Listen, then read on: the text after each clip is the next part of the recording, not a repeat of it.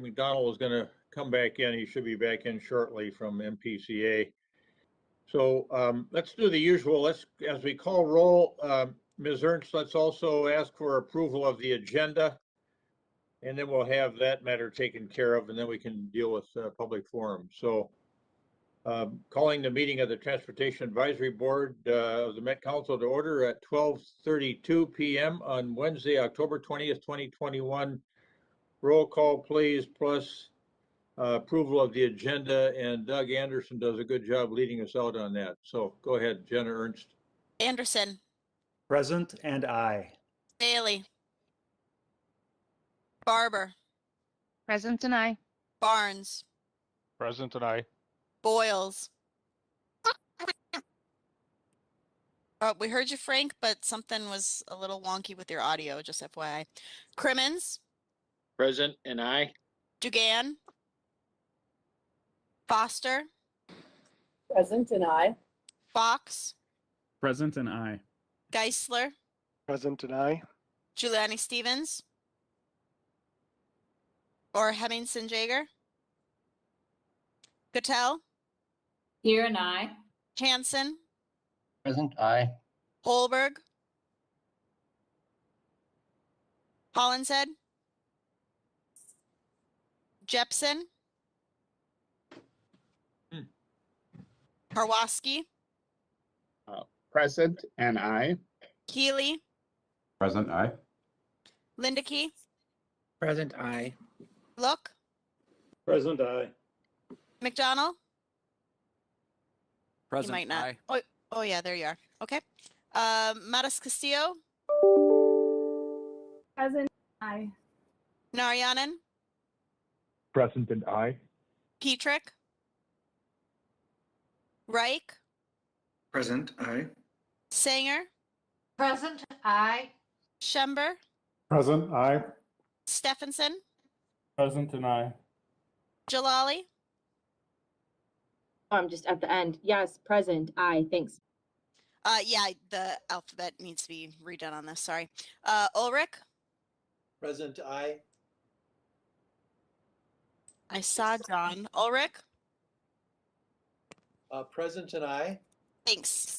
Williams. Bob Coughlin, alternate for Janet Williams, present and aye. Great. Thanks, Bob. Wind Shuttle. And Workman. Present and aye. Was Winchittle there? Oh, I didn't see him. yeah, he was just in the prior meeting. So, okay, good. Thanks, folks. We've got an agenda to work from, and we've got a good group of people with us today. I don't think we've got anybody coming in from the public. Have we had anybody request to come in, Ms. Ernst, to speak to the tab about anything of import to them? No, Elaine and I have not gotten any emails. All right, okay, thank you. And then we'll turn to reports portion of the agenda. From a tab chair's report standpoint, we had an executive committee meeting just before this meeting. I'm not going to walk through that because we're going to cover the same issues here. The only thing that Elaine wanted me to remind all of you of, and I think I saw an email from her, that the Met Council has made a determination that they're going to stay with the present form of meeting and communication until the end of the year. So we'll be continuing this virtual meeting process at least until the through the December meeting of the tab. So that's the only thing I had to report out to folks on. And then Mike Barnes from MnDOT, anything to report out on? Mr. Chair, I don't have anything specific, just other than we're starting to wrap up some of our bigger projects. So it's been a pretty good year on the construction side. So other than that, unless there's questions, I don't have anything. Good. Anybody have any questions for Member Barnes on any MnDOT projects? All right. And then on to Craig McDonald for MPCA. Member McDonald, anything to report out? Two things of note that I wanted to flag for this group, Mr. Chair. The first is that we have an open round for our diesel emissions reduction grant for off-road vehicles available. I believe that's open until December 1st. And so it's open to all forms of diesel vehicles. So for cleaner burning diesel, not just electric. We have done previously some electric only off-road equipment replacement here. So that is open, available on MPCA website for more information. And the second piece I'd like to just highlight here is some of our work related to the Climate Subcabinet, which is an interagency effort by the Walls-Flanagan administration. And that is, if you Google the phrase "Our Minnesota Climate," you'll be directed to the website there, and there's an opportunity and a toolkit for members of the public to host what we're calling climate conversations about what are your concerns related to climate change? Where do you want to see action and how can you do this? And then you can have that conversation among your network and submit it online through a site called Engagement HQ, which again is at our Minnesota Climate website there. And we can take that feedback throughout the course of the next year. We're going to be taking public feedback on that site as one of the opportunities to understand what types of actions folks really want to see the state take, what are their barriers and what are their concerns. So it's a neat kind of toolkit we've put together as an agency working with some of our peers across the state for climate conversations. That seems like a nice public engagement tool to be using. So thanks for doing that along with the governor's office. Anybody have any questions for Member McDonald? Right. Let's move on then to Carl Crimmins, Member Crimmins, and he'll report out on activities at the Metropolitan Airport Commission. Thank you, Mr. Chairman. A few things we have going on. Departures for the month of October are projected to be 389. And we now have Allegiant Airlines flying out of MSP. And they're flying to warm destinations, Punta Gorda, Florida, and to the Caribbean. So they're a new airlines that they just signed on. And Sun Country now has added 17 flights. They now have more flights out of MSP than they had pre-pandemic. So Sun Country is really growing enormously. They've grown faster than anybody else at the time.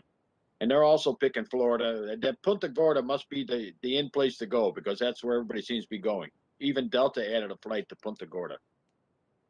Carl, I just want to note, Yes.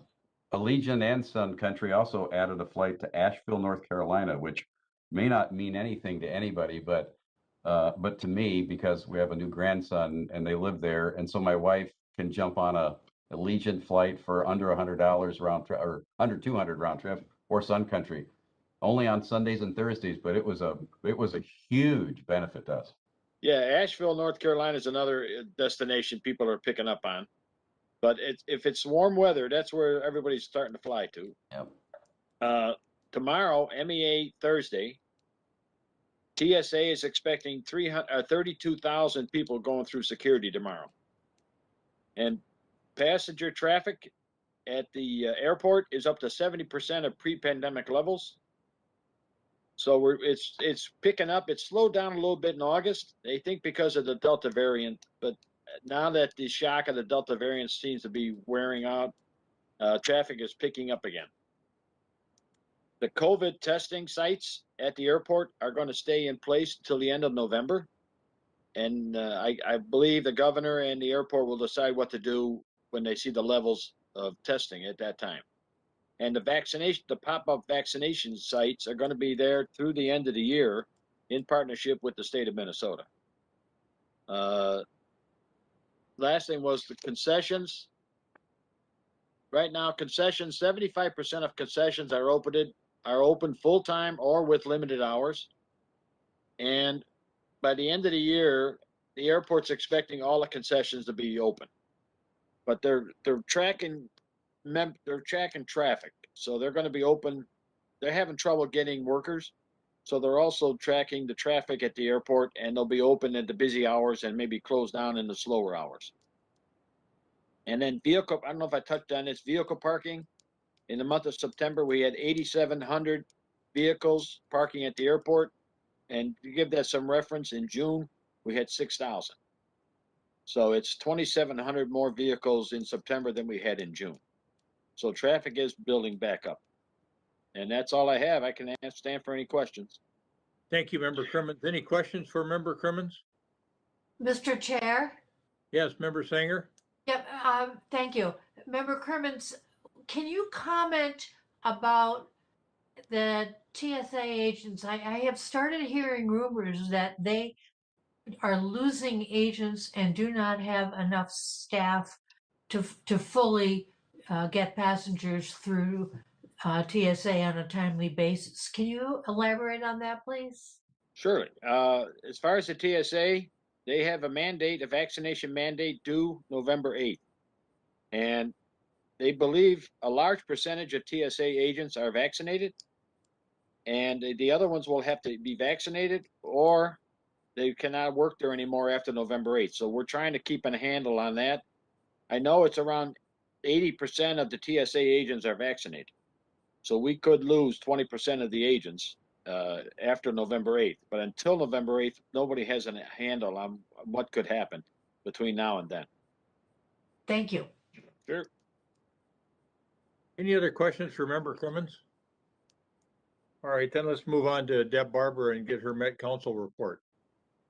Thank you, Mr. Chair. And first to Member Crimmins, I'll say we went through, my son and I, through the airport on Monday, and it was a fantastic experience. And goes to show that we are so lucky to have MSP in our region.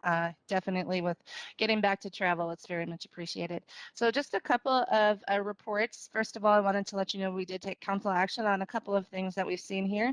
So the Metro Blue Line, we had our approval, or B Line, we had approval of our final corridor plan recently, and just really want to thank all of you for the support for that project. I think that's such a critical project for our region because it really is one of those lines that does provide some good connectivity between different modes, different routes, different options, and helps get people to where they want to go. So much appreciated, and really thank you to all of you for your support over the time. We also had our adoption of the Network Next arterial BRT candidate corridors. So that first action went through council recently, and it will be coming back through us again because now those routes will be amended into the TPP. So we can expect to start seeing that. We do expect that TPP amendment sometime in the fall of 2021. So that will be coming. I also want to let you know about an opportunity to participate in something we're doing at Metro Transit. Metro Transit will be hosting 2 summits on November 3rd and November 4th to receive input from the public regarding the zero emissions bus transition plan. At the summits, the status of the process will be shared, initial feedback on priorities will be recorded, and Metro Transit will share its efforts to electrify its fleets and facilities. All are encouraged to participate and spread the word regarding the summits, as informational item on the zero emissions bus transition plan is expected to be presented in October. I believe at the October 20th council meeting today. So the different times we can make sure that they get out there. It's Wednesday, November 3rd from 12 to 1:30 and Thursday, November 4th from 5:30 to 7:30. And I know it's a important topic for many of our members here. So I would really encourage you all to participate and to learn about what we're doing and how we're trying to build some of this into our future planning efforts. And with that, I'll pause for any questions. Thank you, Member Barber. Any questions for Member Barber? Any comments? Yes, Member Foster. Thank you, Mr. Chair. Where is info on those sessions? I am not completely sure. I'll make sure that they get sent out. So I will send it, make sure they get sent out to tab with links to register so that you can easily do that. Great, thank you. Yep, not a problem. Thank you. All right, anything else for Member Barber? We'll next turn to our TAC Chair, John Solberg from MnDOT, to see if he has anything to report out on before we go into the business items. Thank you, Mr. Chair. From TAC perspective, we heard all the items that are in front of you today, so I won't go through those. However, I will mention the items on your consent agenda. At TAC, we try to consolidate them into a smaller number of action items rather than having, I think it's upwards of 10 or so action items. And those are made up of, the first ones are really new projects that are being added into the stream or into the 21 through 24 tip and the 22 through 25 tip. And that's because wanting to make sure they align with the correct tip when the projects are being authorized. The second one is our projects or new projects being added into just the 22 to 25 tip. And those are, again, new projects. The Orange Line, for instance, is one that's been in the TIP previously, but because of funding changes, has to be added into this one. The other one in that project is the first of a project using Carissa funds that is allocated to MnDOT Metro District. The third area is really a project to amend the endpoint of the project, the terminus of the project, to which is being covered by an additional project, so it meets the intent of the original project scope. The next project is really a project description change. So you'll see what was originally a bridge should have been a trail description, and that's it was really a technical error when it was originally put in the TIP.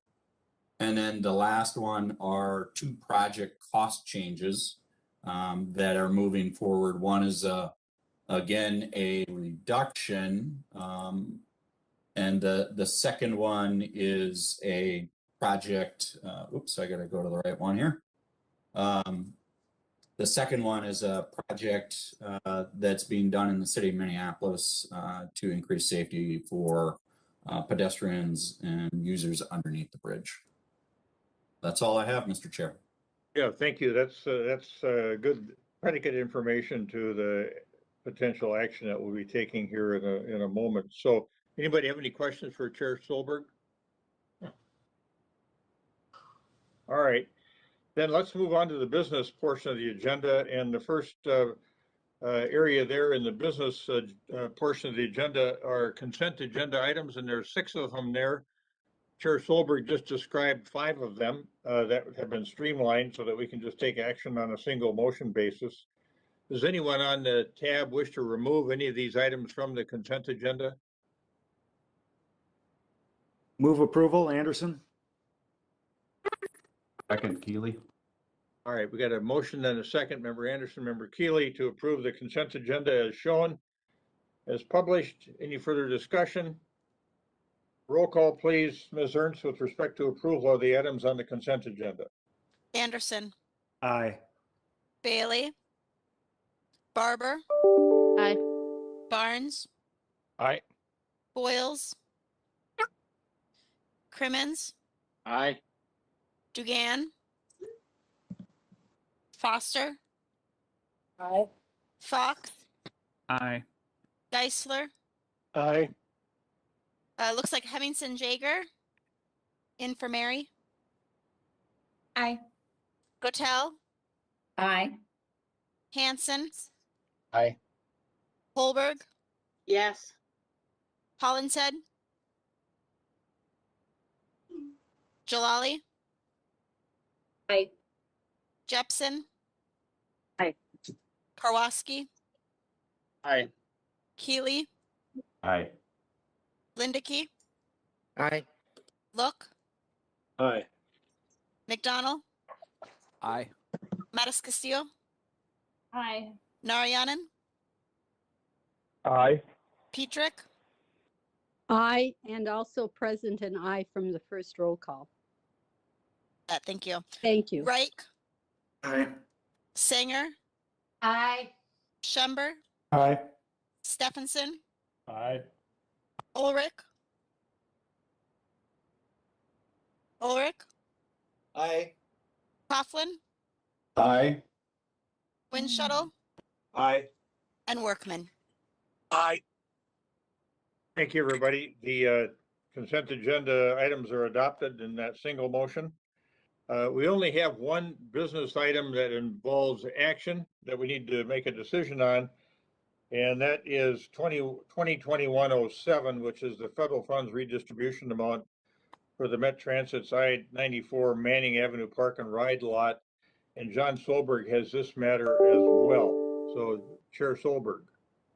Thank you, Mr. Chair. So yes, the item in front of you is a discussion about what level of funds should be returned to the region as a result of project. So a little background: in 2009, Metro Transit solicited and was awarded approximately $7.2 million to develop I-94 express service from Woodbury into downtown.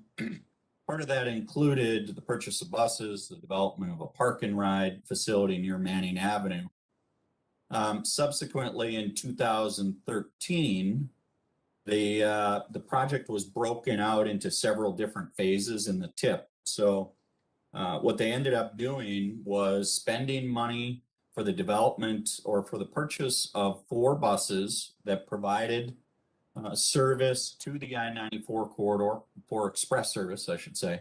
Metro Transit did use their funds, not federal funds, for the operation of that service.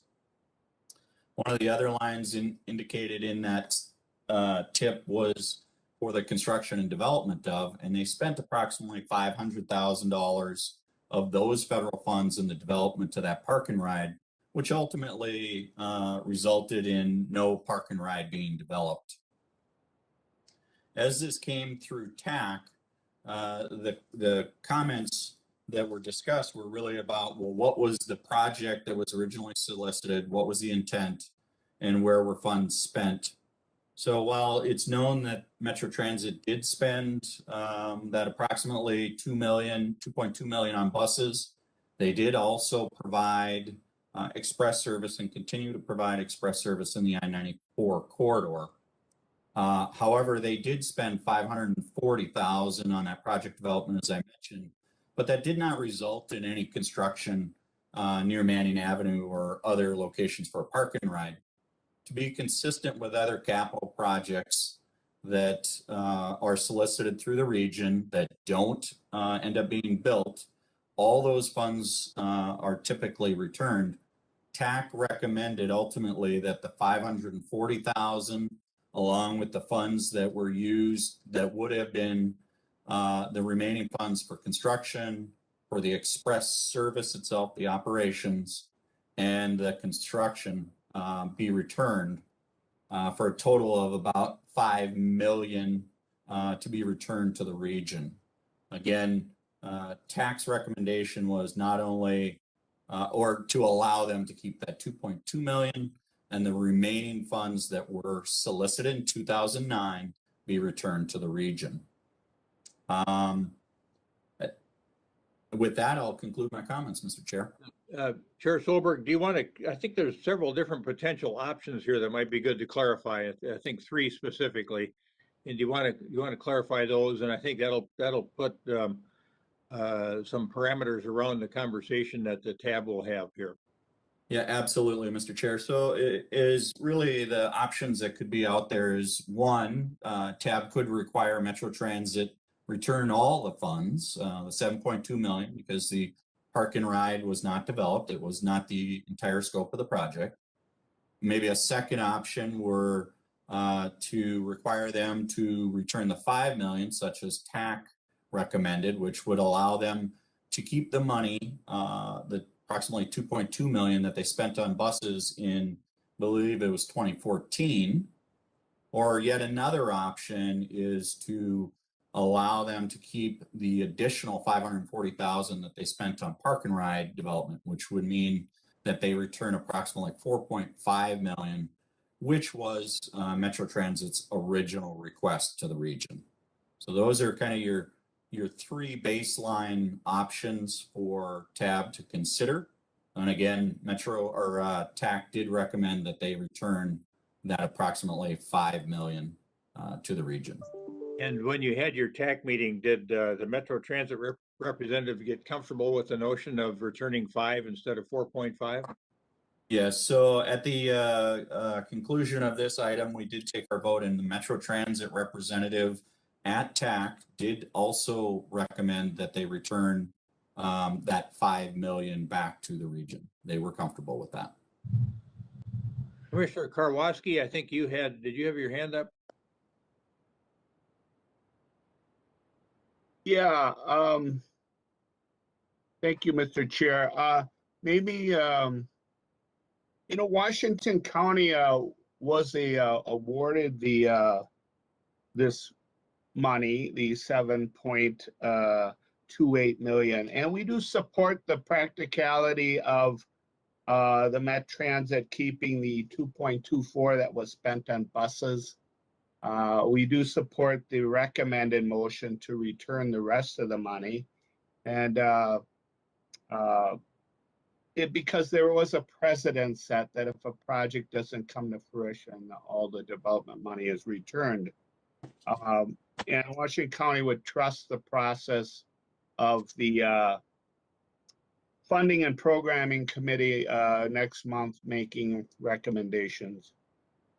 Yeah, that's a good comment, Commissioner. Reminds me to ask Elaine and Chair Solberg, this month we need to decide what amount to be returned to the region, and then next month we need to decide how those funds will be used. We need to, but it needs to go through that reallocation process. So I don't know if either Chair Solberg or Elaine would want to comment on that part of the two-step action that we're engaged in here. Elaine, you want to go through the process? Sure. TAB has a reallocation policy that's in place, and what that does is any funding that comes back, staff reviews options for the committees in TAB to look at. So options will include holding the money to the next solicitation if it's available to do, and our next one is going out next spring, and then projects selected at the end of next year. Other is funding additionally federal funds for projects that were selected in the past that could take additional federal dollars. And staff has looked at that, and there's very few projects right now in the transit category that can, but that will be one of the options. And the other is selecting projects from the previous regional solicitation that were transit projects, keeping the funding in the mode that it came from. So that's going to go to the Funding and Programming Committee tomorrow for the first glance, depending on the amount of funding available. And then it'll come to TAB next month in November to distribute those funding. Thanks, Elaine. I'm going to go to next to Mayor Winchell and then back to Commissioner Patel. You know, we talked about this at the exec committee, and it's, as I'm sitting here listening to it again, what determines how long a project can sit before it's determined it's not going to happen? We're talking 2009 award, and we're here today talking about, I mean, not scolding, but just asking a question. Is there time limits on these projects that they have to make a decision to move forward? And in this case, the project started. And so once you start a project, because we asked the project start within a year of they're awarded the funds, or they asked for a program year extension of 1 year. In this case, the project was started with the purchase of the buses. So then there's time, and we don't usually have a time certain. We usually expect within a few years that the projects move forward. So this is an exception for our project. Okay. I mean, so there are really things in place, probably more so now, that would eliminate such a long gap in time of award to time to decision that it was not going to happen.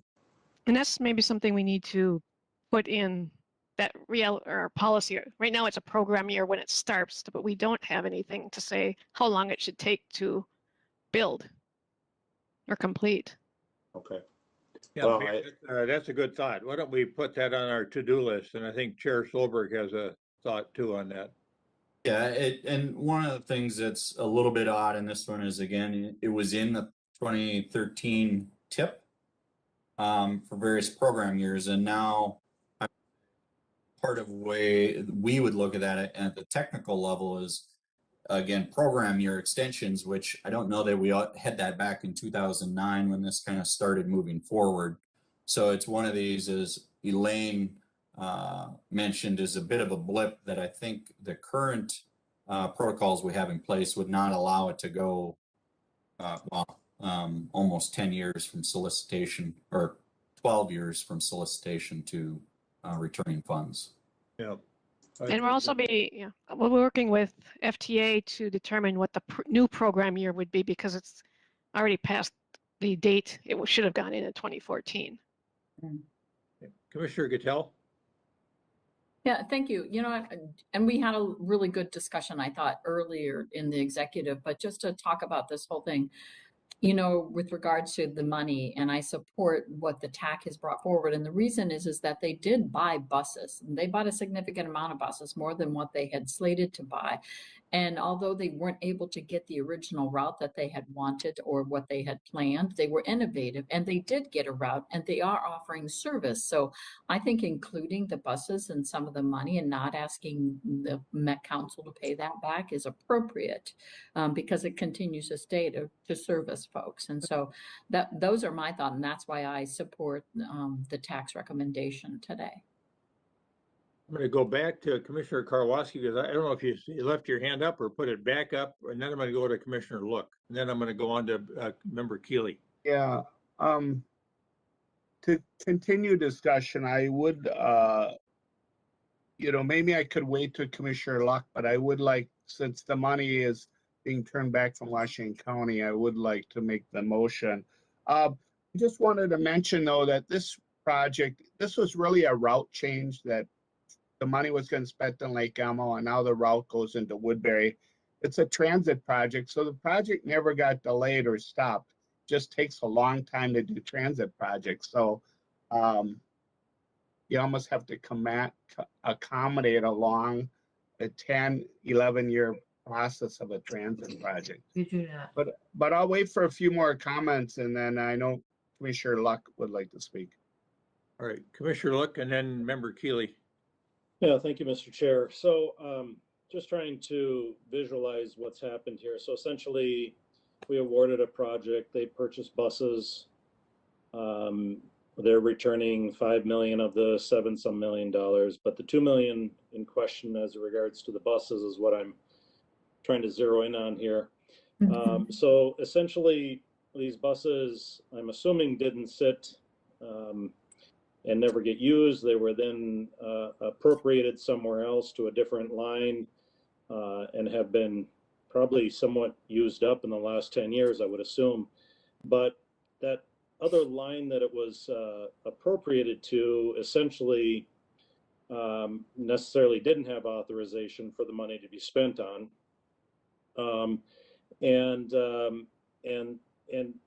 I guess I look at it from a standpoint of if a county or a city said, hey, we're gonna build this trail here with this money, we'd like an award, and they're awarded that money, and then they decide they're gonna build a different trail. And then the argument is, well, we supplied trails. I'm not sure that would fly necessarily on anyone else's radar. So I'm trying to understand what budget should have funded the buses that were ultimately used for a different line, and should that budget not then reimburse the tab for the ultimate project that didn't happen? Not jumping on anyone, just asking questions. Yeah, it's a fair question. I think Sheriff Solberg can comment on this, but my understanding is that the buses were used at another park and ride and put into service in 2014. And so to your point, Commissioner, look, they are pretty old now. They've been used and used effectively from some other park and ride. Sheriff Solberg or Elaine?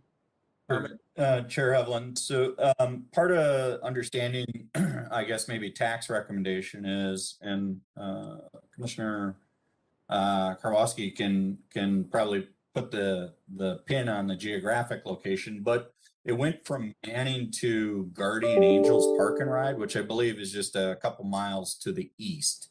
So essentially serving, again, still that Woodbury area express service all the way to downtown. It wasn't a separate corridor per se, so not like moving a trail from Highway 65 to Highway 47 or something like that.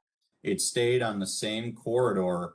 It was a shorter distance, which again, the costs of that association would be in the operations, which Metro Transit did pay. So hopefully that answers part of your question.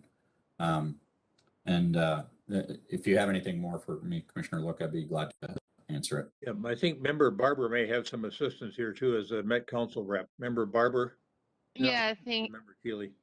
Yeah, thank you, Mr. Chair. And just to add on to John's comments, definitely it was the buses were used for transit along the commuter services along the I-94 Eastern Corridor. I think this was actually a critical thing for our East Side Transit. And also, as we were looking at developing and building out towards the Gold Line, it definitely was something that helped inform the need for something like the Gold Line in the long term. And so I think as we've been looking at this project now, the buses definitely provided a great benefit.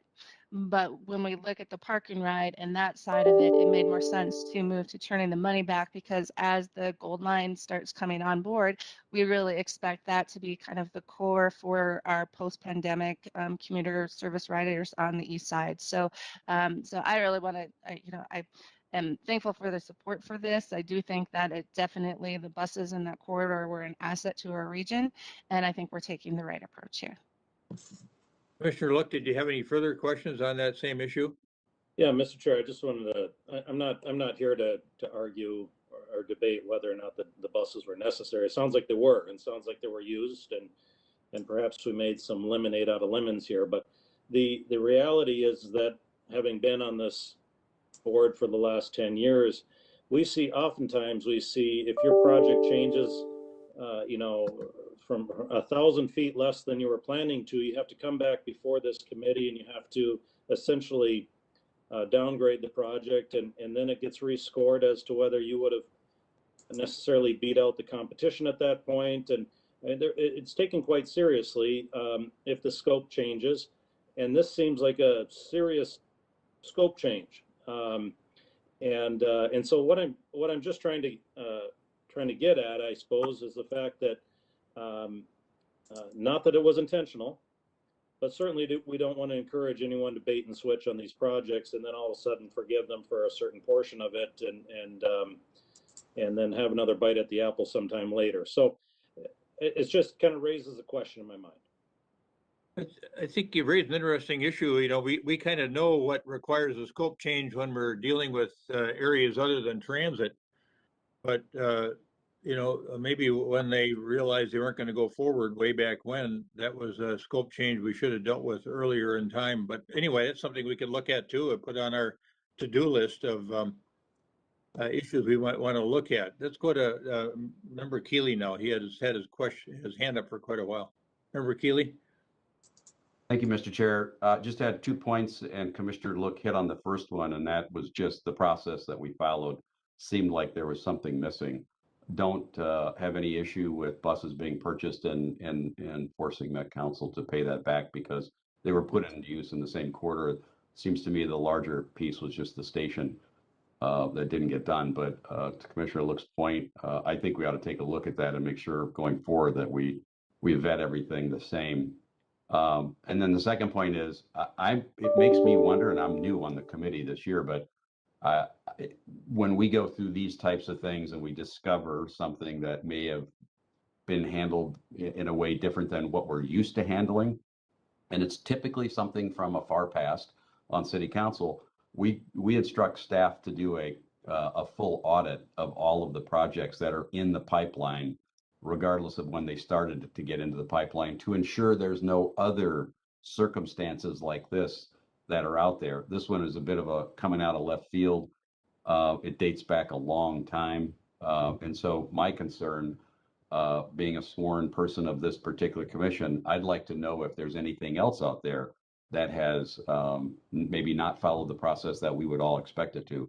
So if we could have some sort of audit of what is everything that's in the pipeline to make sure there's no other circumstances like this, I think that would be in our best interest. Thank you.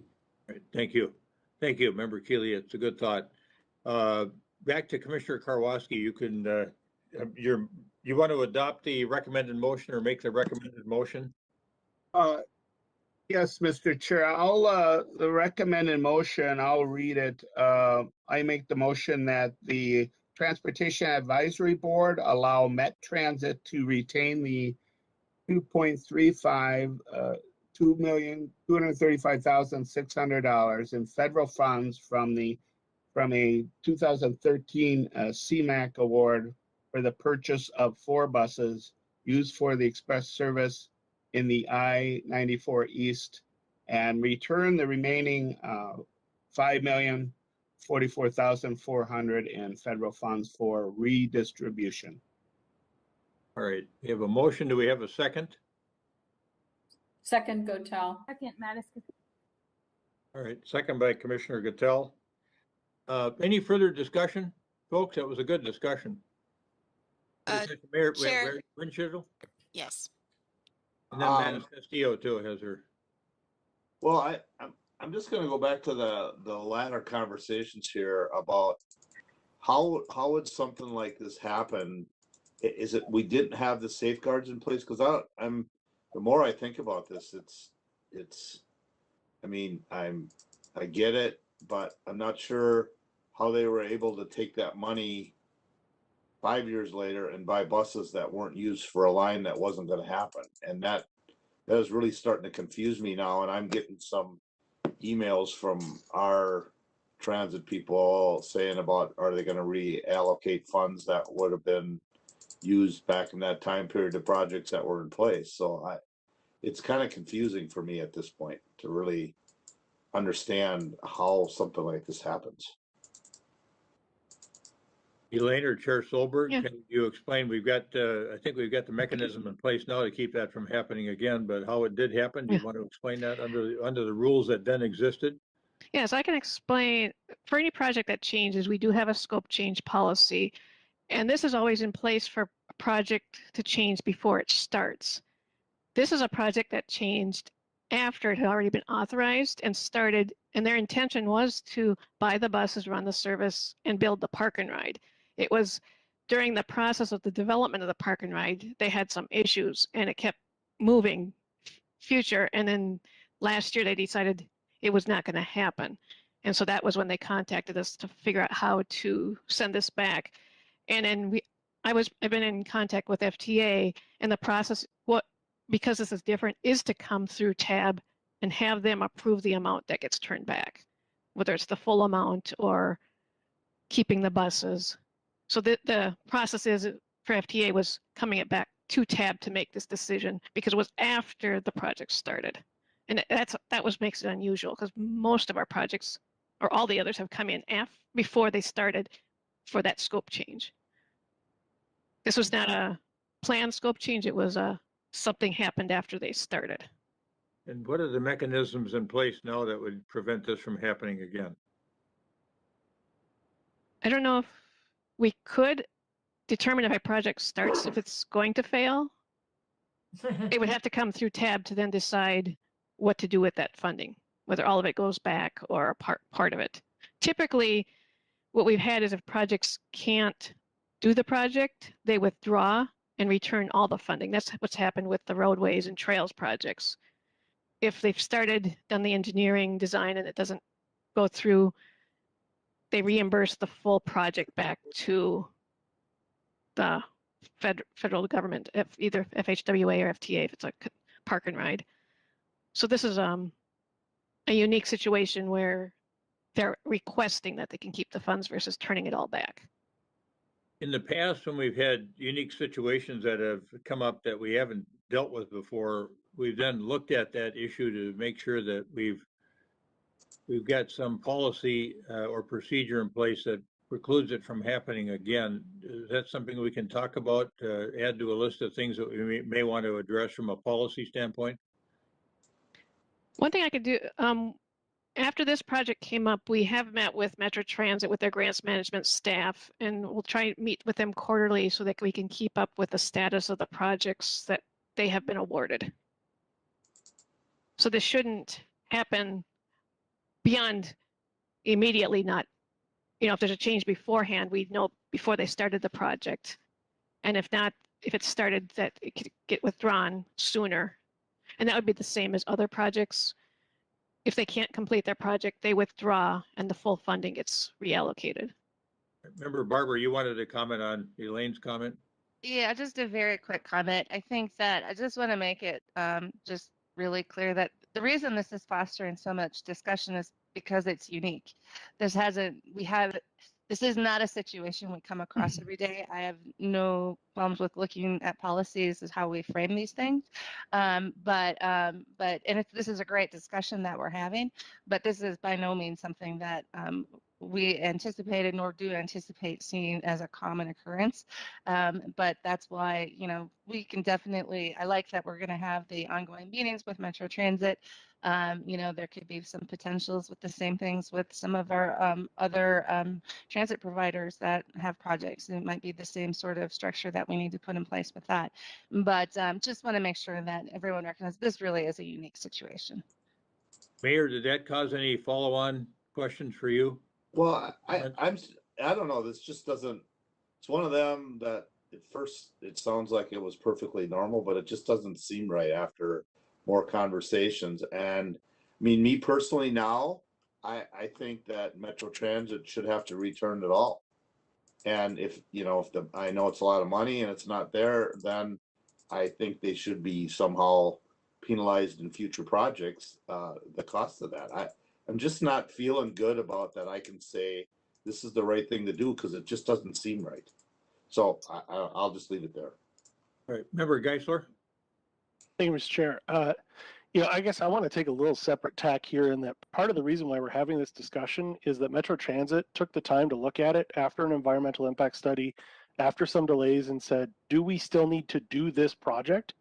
And found that the demand didn't support it. And instead of spending $5 million of federal money, is deciding to turn it back and put it back into the MPO. To me, yes, we could talk about the buses were bought for the plan that this would move forward, and then at the end of the day, it just as time went on, it collapsed down because projections are projections. Those things happen. I think that the fact that the buses were serving the corridor that they were intended to serve, whether it was from this specific park and ride facility or not, they were serving the MPO and the capacity that those funds were meant for, which was transit from this area to the central urban core. That to me is money that was purposely spent. That's what the intent that we authorized. We could talk about the specific variables that come around this, but as Councilmember Barber said, there are always going to be a couple exceptions. Frankly, that's why we're here as the governing body, to handle some of these random things that do come up. I do agree with the sentiment. It is a little weird. It was a long time. We probably should have had a discussion about this earlier, maybe had a little more information earlier. I think staff has heard that message and learned that. But I think TAC's recommendation is perfectly reasonable here. The buses served their purpose. The buses served the MPO in the purpose that the TAB was funded them in the first place. And I think, we're giving them less than what they originally asked for. They are forfeiting the $500,000 of planning that was there. I think this is a perfectly reasonable request and a perfectly reasonable exercise of our basically decision-making powers. And to Member Geisler's comments, and I'm not disagreeing there, but it kind of goes back to where somebody mentioned, well, I put it in for a trail, but I won't put that trail in. I'll put a different trail in, but that one didn't score as high, but it's meeting the same people's criteria or serving the same people. Is that okay? I mean, that's the whole thing about this that I don't feel right about. It's just that it wasn't what it was intended. And I get it that they're giving 5 million back and their 500,000 is being forfeited for design, but it just, I don't know. And like I said, I'll stop there, but I just needed to comment on Member Geisler, how he phrased that. Thank you, Mayor. Member Matas Castillo, you've had your hand up for a while. Commissioner? Yeah. Thank you, Mr. Chair. I just want to support this move too and the recommendation and motion from Commissioner Kowalski. I think that the reality is we can't necessarily compare this to trails and a different, I think that Commissioner, can you go off of video? Your audio is really breaking up. Sure, is that better? Yeah, that's better. Start your comments over again, please.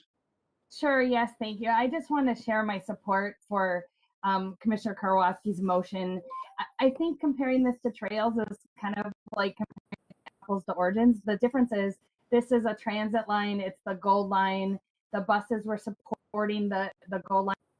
Not an additional park and ride was going to be built. I think it's the same line. It's the same overall scope. And we are supportive. And I know next month we'll come back and talk about how that money then gets reallocated. And I'm just going to say early that I think that the money was intended for the gold line and the whole project component, and that we consider that we continue to support that project. All right, thank you, Commissioner. And then back to Commissioner Look. I think Mayor Winchell, you still have your hand up, but I don't think you mean to have it up anymore. Thank you, Mr. Chair. Let me just say I'm going to support the motion here for the good of the order, but I think this is some excellent discussion. You know, we might as well just put a pot of money out there and say, so long as it goes for transit, it can be used for anything. And I don't think many of us would be supportive of that, because we work based on a scoring process, and the scoring is based on the narrative. And the narrative is kind of what I've been critical of in the past. Say, for example, you say we're going to increase ridership by 1 million rides. Wow, you get great scoring for that. And then you win the money. And then does it happen? We really don't have any follow-up to determine if, in fact, ridership went up by that. I've often commented on this. There has to be some sort of validation of return on investment, because you're competing with other projects which aren't necessarily enhancing or elaborating their narrative. But I think it's certainly reasonable to have a status report on all these projects. Where are you at? Are you completing it or not? Because we just invested significant money, and we expect some sort of a status report from project managers or whoever's running the project to determine if it's on track. So, thank you. Thanks, Commissioner. All right, and then back to Member Barber. Thank you, Mr. Chair. I appreciate those comments. I think if you look at some of the big investments in particular that we've made, like in the ABRT lines, are the numbers that were originally proposed were actually coming in at much higher ridership numbers even during the pandemic. And so I think that it doesn't hurt for us to look at some of these things and report back. I think that would be an interesting thing probably as we get into our quiet time next year, because there'd be a good time for some of our staff to get the information pulled together as we look back. And maybe even do it as sort of our look back on the regional solicitation and impacts of those investments reports that we do. One thing that I would request, if we're doing this for Metro Transit, we need to do this for all transit projects. So that would include for our suburban transit providers, for projects that they're doing as well. I think it needs to be something if we're going to do quarterly reports on actions from the regional solicitation and investments that we're making, it should be for all participating transit agencies. So that would be my one request. All right, thank you. I think we've had a good discussion here. Member Geisler, do you still have your hand up, or did you put it back up? I was just gonna one tack on to Member Barber's comments there. I also think that there's a certain level of request if we're going to go back and look at things, validating that trails are being used by transportation members, validating volumes on roadways, validating all, I think, while in theory, the idea of validating every single number for every single project that we're doing sounds great, but that sounds like a lot of taxpayer dollars to make sure that the people that we paid who are experts in doing things did good estimates. I would hate to double question every single estimate that comes out of my own city, my own county, and my neighboring folks as well. I think we've got a real robust process for reviewing these things, and that's really where that weight should be put. Personally, we can pick on transit because they actually collect their ridership numbers pretty easily compared to a lot of the other projects we're funding. So I just worry about that cost slope that we put on the burden of local cities and counties for that. All right, thank you. We've had a good discussion here. Elaine, did you have one more comment? Because I'd like to get a vote done here. Yes, I just going to add on, this council staff has prepared two phases of a before and after study for the solicitation. So another one will be done after the next round. So we're now getting into the projects that were selected with the redo of the solicitation since 2014. So we can bring back the next phase of that to staff to TAB when it's completed. All right, good. That'll be good. That's a good report process we started a little while ago. Member Keeley, you want the last word? I actually just want to echo Ms. Barber's comment about let's make sure that all of them are, when I said all projects A to Z in the pipeline, that would include everything. And I think the discussion got into more of a look back and see how our investments have worked out. But the SDA members are certainly more than supportive of Ms. Barber's suggestion that we not pick on anybody, let's do it for everybody. And we're into fair and equitable. And I think that's exactly the right approach. Thank you. All right, thank you. Folks, I think we've had a great discussion here. I think we're ready to vote on 2020-107, the motion that would allow Metro Transit to retain the money they spent, federal funds they spent on buses in 2013, but return $5,044,400 in federal funds to the region for redistribution. That's the essence of the motion and the second. If there's no further discussion, we'll go to roll call. All right, roll call, please, Ms. Ernst. Anderson, Aye. Bailey, Barber, Aye. Barnes, Aye. Boyles. Boyles, can you put yours in the chat? Your audio is still a little funny. Give us a thumbs up or a thumbs down, Frank. Can you hear me, Frank? Member Boyles, we'll come back to you, but if you want to just put your vote in the chat, I'll record it when I get to the end here. Crimmins, Yes. Dugan, Foster, Aye. Fox, Aye. Geisler, Aye. Hemmingson Jaeger, Aye. Hotel. Barry Giuliani Aye. Stevens is here online. Oh, okay. That's okay. Okay, yeah, no, I'll figure it out for the minutes later. Hanson, Aye. Holberg, Yes. Helen said, Jalali, Aye. Jepson, Aye. Karwoski, Aye. Keeley, Aye. Lindeke, Aye. Look, Aye. McDonald, Aye. Metis Castile, Aye. Narayanan, Aye. Petrick, Aye. Reich,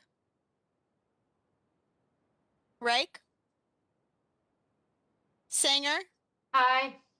Schember, Aye. Stephenson, Aye. Ulrich, Aye. Coughlin, Aye. Windshuttle, Hey. Workman, Aye. and then for the record, Boyles was an aye as well. All right, thank you. The motion carries. Thank you for that good discussion, folks. And another good discussion to be had on as we move into the informational items. The first informational item is one where we're going to get some information today about some CARES Act funds that came to the region. And because of the MPO status we have here, there's about $20 million coming to directly to our region. That's separate from MnDOT's money that will also be coming in part to the region. And there's some recommendations on how to use these funds, several different options that are going to be proposed. And Steve Peterson has this matter to discuss with us. So I'll Yes. turn it over to Steve Peterson. Good, thank you, Mr. Chair. Again, info item today, and hoping that this will be an action item before you next month. And this is what we call CRISA funding. So this is Corona Response and Relief Supplemental Appropriations Act, signed last December of 2020. The state received $162 million, and the Met Council, as a transportation management area, received $20 million out of the $162 million that came to the state out of this federal bill. And today we're bringing forward a series of options and want to get some general feedback from the group here. Again, the action item will be next month. We brought this to the technical committees and they had a clear preference, which we'll talk about here, but a few of the stipulations of the money, of the 20 million coming to the MPO, first of which is that it must be used by the end of federal fiscal year 2024. So there's a short time frame to use the money. And secondly, USDOT has approved only a limited amount of uses. One of those being that you could show transportation losses that were incurred because of COVID and the pandemic, or you could put that money towards projects. So it's kind of one or the other is our understanding from USDOT without some additional approvals that would have to go to DC. So again, this went through the committees, and I'll go through the three options here briefly before you today. The first option, I think as a predicate to the option, Steve, what might be helpful, and it's in the memo I'm sure everybody has, is that first paragraph where it talks about the intent of the use of the CRISA funding. You might want to just highlight that before you give the options. Yeah, thank you, Mr. Chair. And so, yeah, the intent of the CRISA money was to provide emergency assistance due to the COVID pandemic. And that's really what's driving the thought process here from TAC on doing this option, this first option. And so again, the first option is transportation revenue loss. We're calling it the state aid approach. And out of the 162 million, MnDOT also gave 20 million to the greater Minnesota cities and counties. And what they did with it is option one. They used the state aid formula to distribute the money to eligible cities, which would be cities over 5,000 people, and counties, using, again, the state aid formula that everyone knows. So kind of the broader context here too is a lot of a revenue loss for transit agencies has come through both through the CRISA Act and then the CARES Act and then the American Rescue Plan, all had money for transit operations losses. So that we felt was covered.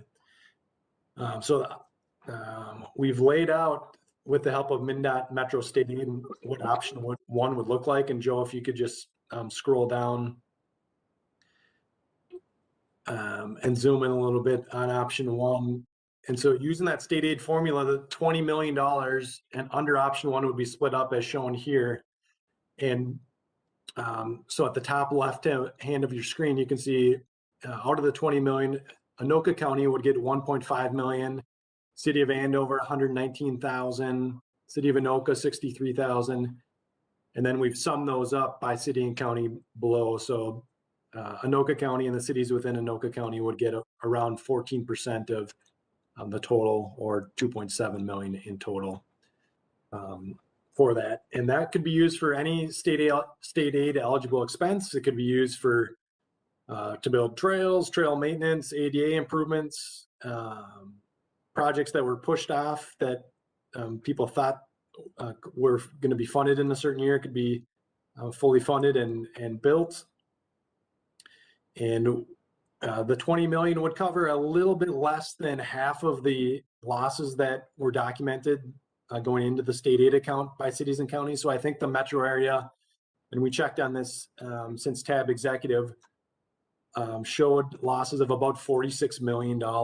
So if you did 20 million towards this, that would cover about half of the losses incurred from the state aid accounts going to cities and counties. So doesn't make them quite whole, but does help with some of the burden that did happen.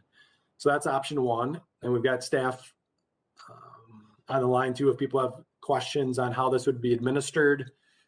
Essentially, you'd have to tell MnDOT state aid how you plan to use the money and then document that the money was used for a state aid eligible purpose at the end of the year. And that's the accounting that's being used by the greater Minnesota cities and counties.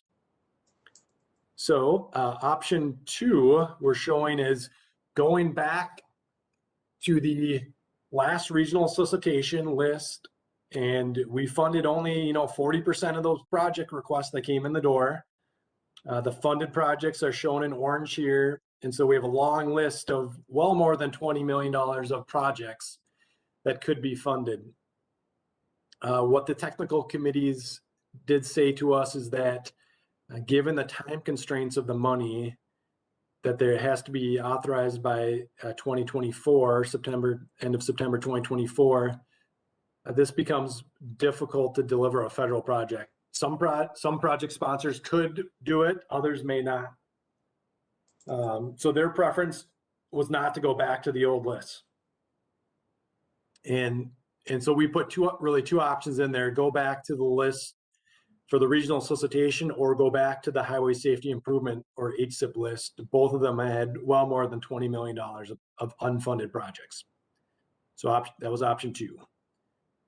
And now option 3, if we could scroll down a little bit, is to look at projects that we have already awarded funding to in the regional solicitation that were selected for program years 2022, 2023, and 2024. So we know we can meet that time deadline. But many of those projects can accept additional money to get up to 80% federal. So there was just general inflation over the 5 years of project development. Those projects were locally matched at more than the 20% required local match. And so this is something that state aid often does when we have to get rid of money quickly at the end of the year, is go back to projects in the queue and see who can take more federal dollars. So this shows kind of in order, using the processes that we've already established, where the money would go. And primarily it would go, the first, probably 30 projects on the list are almost bike and ped projects that had a little bit of inflation over the 5-year period that can accept a small amount of money. Then as you get further down the list, then you're seeing some of the bigger road and transit projects that also could receive or could accept more federal funds. So this is option 3. Again, our technical staff thought option 1 was better than this one because it did go to more cities and counties, so it was a little bit more fair distribution, that everyone would get a little bit of piece of this 20 million. And I think that was their preference there. And they thought, from a administrative standpoint, actually option 1, since Greater Minnesota is doing it right now and they're sending checks out as we speak, the process is pretty defined there, and they thought that administratively that would be the quickest way to get money out to the region. So again, our technical staff have put together a pros and cons list for your consideration. This will be seen by funding and programming tomorrow as an action item. And if people are agreeable to either option 1 or 3, it can move forward. If this group really wants to see more projects from the solicitation list, we're probably looking at a decision a couple months out here, because we'll have to develop options, talk to those project sponsors to see if they could or could not accept money and deliver the project. So again, the consensus, at least from our TAC, was option 1, but ultimately is a TAB decision here. So Mr. Chair, I'll turn it back to you. Thank you. All right, thank you, Steve. So this is the, thanks for that informational piece. We'll act on this next month.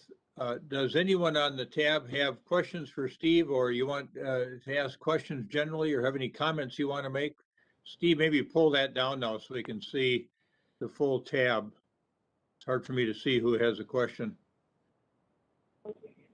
Mayor, I see Mayor Winchell with his hand up. It just happened to be at the top of my screen. Mayor, go ahead, and then we'll. All right, thanks, Mr. Chair. I was just wondering, maybe I missed it. How, like, when this gets distributed, would that come from the state, or does it go to the county and then out to the cities, or how is that distributed? Yeah, thank you, Mr. Chair and members. So that money would come through MnDOT state aid, and they would, just like most of our regional solicitation projects, they're administered through MnDOT state aid. So they would be allocating the money. Yeah. All right, Member Narayanan? I think you might be on mute. Thank you. For Steve, for option 1, none of this money would go to transit. Is that correct? Are state aid projects all highway or trail projects? Mr. Chair and members, that is correct. The money would not go to, in this scenario, would not go to any of the transit agencies in the region. And our technical committees thought that was okay, because a large summation or a large amount of money has gone to the transit agencies. with the other 3 federal bills that have been passed in the last year. CARES, So, and Chris, I am. Go ahead, Member Nariano. yeah. Oh, sorry. My recommendation would be that we also do an option that just looks at money that going into transit, because even though we've seen some money come into transit through other federal bills, we're also going to see a lot of money going to highways, both with existing bills and coming bills as well. And transit agencies are still struggling with huge amounts of revenue loss. And I think that this money should be thought of in that way as well. And I wonder if it is possible for us to do an option that looks at money just going into transit as well. So. Steve Peterson. Yeah, thank you, Mr. Chair and members. Could an option be developed that would also go to the transit agencies? I think that is possible. And member Barb. Sorry, Steve. Also, I don't mean also going. I just mean just to transit. Oh, just going to transit. Okay. Yeah, I think Mr. Chair and members, member Barber's closer to the budget details than I am, but I think, at least from a Metro Transit perspective, I think they were made whole roughly through 24, 25. Am I right about that? Member Barber for some supplemental budget information here. Yeah. Thank you. Thanks. Yes, yes, we have received money, and that money has been distributed through a formula, our normal funding formula to our suburban transit providers. That's for the first 2 rounds of stimulus funding. We're still waiting for the third one to be able to distribute that. But through the first 2, our region got $402.4 million that has been distributed. So I think that we've been very fortunate and in that, and that has definitely helped us be able to maintain our operations through the next future. There is still a structural deficit that lives out there, but it's further in the future now, so we have more time to reconcile with that. And we haven't looked at the ARP funds yet. Our intention is, as you know, there's some volatility with car sales right now, so we're waiting for the MVES February forecast to finalize the plans for the ARP funds, but like I said, we haven't received those yet. I can tell you from my perspective at council, seeing this funding and the funding that's come in for transit, I would be heavily in favor of option 1. I think it really provides some much needed assistance to our local entities, the counties and the cities. I think that it's a good way to really meet the intent of Carissa, which was really to provide some help for local governments. Thank you, Member Barber. Member Geisler, then Member Jalali. Thank you, Mr. Chair. Yeah, I will completely echo Member Barber's sentiment there at the very end. I think option 1 really addresses the meat and potatoes problem that state aid helps a lot of cities and counties do. It's keeping things running. It's fixing things that are breaking. It's taking care of just basic infrastructure. I think the fact that also these funds are retroactive, so they can help maybe replenish some general funds if the general funds were used to cover where state aid dollars didn't show up. Some of the numbers I've seen is that some cities and counties have received 50% less state aid than they did 2 years ago for this. So I think option 1 is the fastest and easiest way to try to make as many people as whole as possible. And I think it's the simplest way. I don't think we need to get heavy-handed in directing this with option 2 and 3 or future options. Personally, I think this money is designed to go to agencies to backfill the state aid that they have lost. Thank you. Thank you, Member Geisler. Member Jalali. Thank you. I guess I just have some high-level thoughts and reactions, but first is that this is just a tremendous amount of information to pour through, so I'm really glad that we're not deciding today, because I personally need a lot of time to digest this and understand what it actually means, and I may follow up and just request more information about, if we're making choices about what this allocation goes to, it helps me a lot to understand if we're not funding it through this avenue, where is that priority getting funded? And I think a lot of local governments right now speaking for myself as a St. Paul councilwoman, but also thinking of all my colleagues I work with all the time. We are having this strange dilemma of all of the sudden funding coming at us all at once from multiple sources and from different federal processes. And so I personally appreciate the time just because I think we have to make really smart, important, forward-thinking choices with those what are essentially one-time expenses. And it connects to something that we're talking about at our Public Works Department, which is there's a win-win-win in overhauling our city road network to kind of reset the road's life cycle, but also take steps to actually make it easier to travel not by car, but safely on foot or by bike or connected to transportation throughout the city. It eases traffic on other residents. It takes the load bearing weight off of the roads. And it's just a win-win-win. Safer ways for people to get around, fewer emissions, easier for folks who do need to use cars or still have to for whatever reason. And it's more financially responsible over time. We are pouring millions of dollars into the concrete to maintain the status quo, and we just can't keep doing that with population growth. So I just offer that thought to this group as we think about how to use these funds, because I think that's about just a smart use of funds that actually in the long term is more financially sustainable. And also it really helps us try to use these funds to spur important projects that will actually help us make better decisions down the road and easier ones, because we've actually just built out the transportation network we need. So I know that's very high level, but it's just, I'm just kind of trying to center myself in values because this is so much information to react to. And I'm looking forward to digesting the next, it sounds like we're making actual decision on this in November, right? This is just an information item today. That's correct. Member Jalali. Okay. Yep. So, I look forward to digging in, but it really strikes me that we should be thoughtful. And I know sometimes with government funds, the tendency is, well, let's just go the easiest route, but that might not always be the route that helps us make a smart long-term decision. So I'm working to balance those things.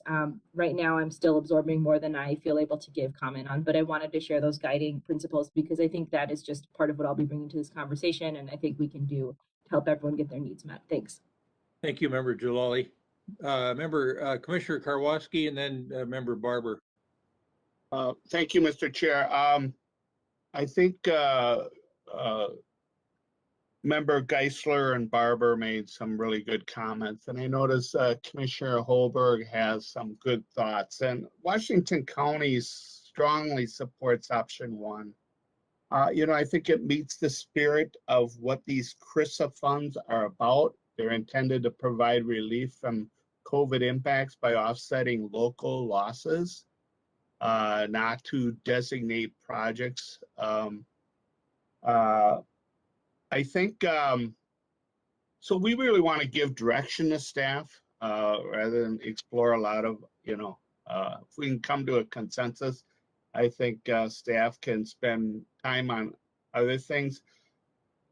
Washington County can't support option 2 or 3. I think option 1 also gets monies to our cities and to the counties, and I think they're best apt to make those decisions on how to spend that money. Thank you. Thank you. Member Barber, and then Member Barnes. Thank you. Just a quick couple of comments on the discussion. So I think that we did want to make sure this came as an information item so that there could be a lot of discussion. I do agree it's a lot to kind of process, and we know a lot of our local governments are really wrestling with how they want to manage incoming funds right now. Councilmember, I would recommend reach out to Steve.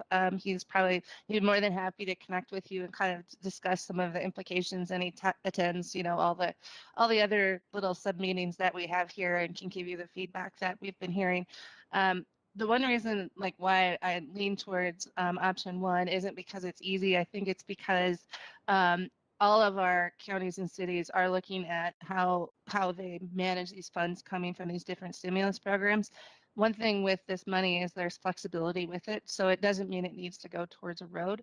There might be other funding mechanisms from the federal government that provide that kind of money to the local entities, but it could be for trails or it could be for something else. But I think it helps build in the flexibility for the governments and to look at what they need for their citizens. And then also, I think that it's somewhat time sensitive, especially with the CRISA funds. There's a window on when that needs to be spent.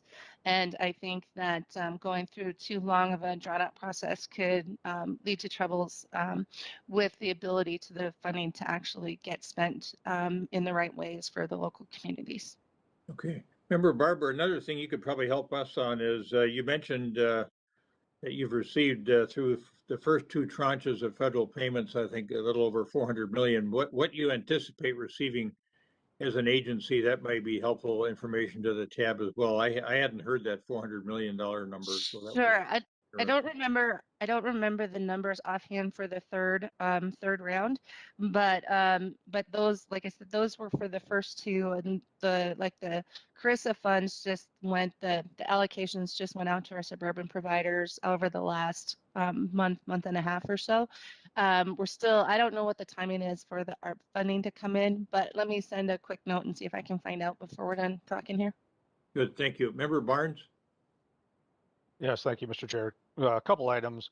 One I want to pass along as we were working through the kind of discussions for quite a while, because this has been, you know, the funds coming to the state. It's been quite a while with this since last December. So lots of different discussions with this. The county engineers are very supportive of the option one, as well as the cities through the city association, and it's for all the reasons that have been covered already about kind of getting the money out there and the fairness and getting some distribution so it isn't just one. So those things have been covered.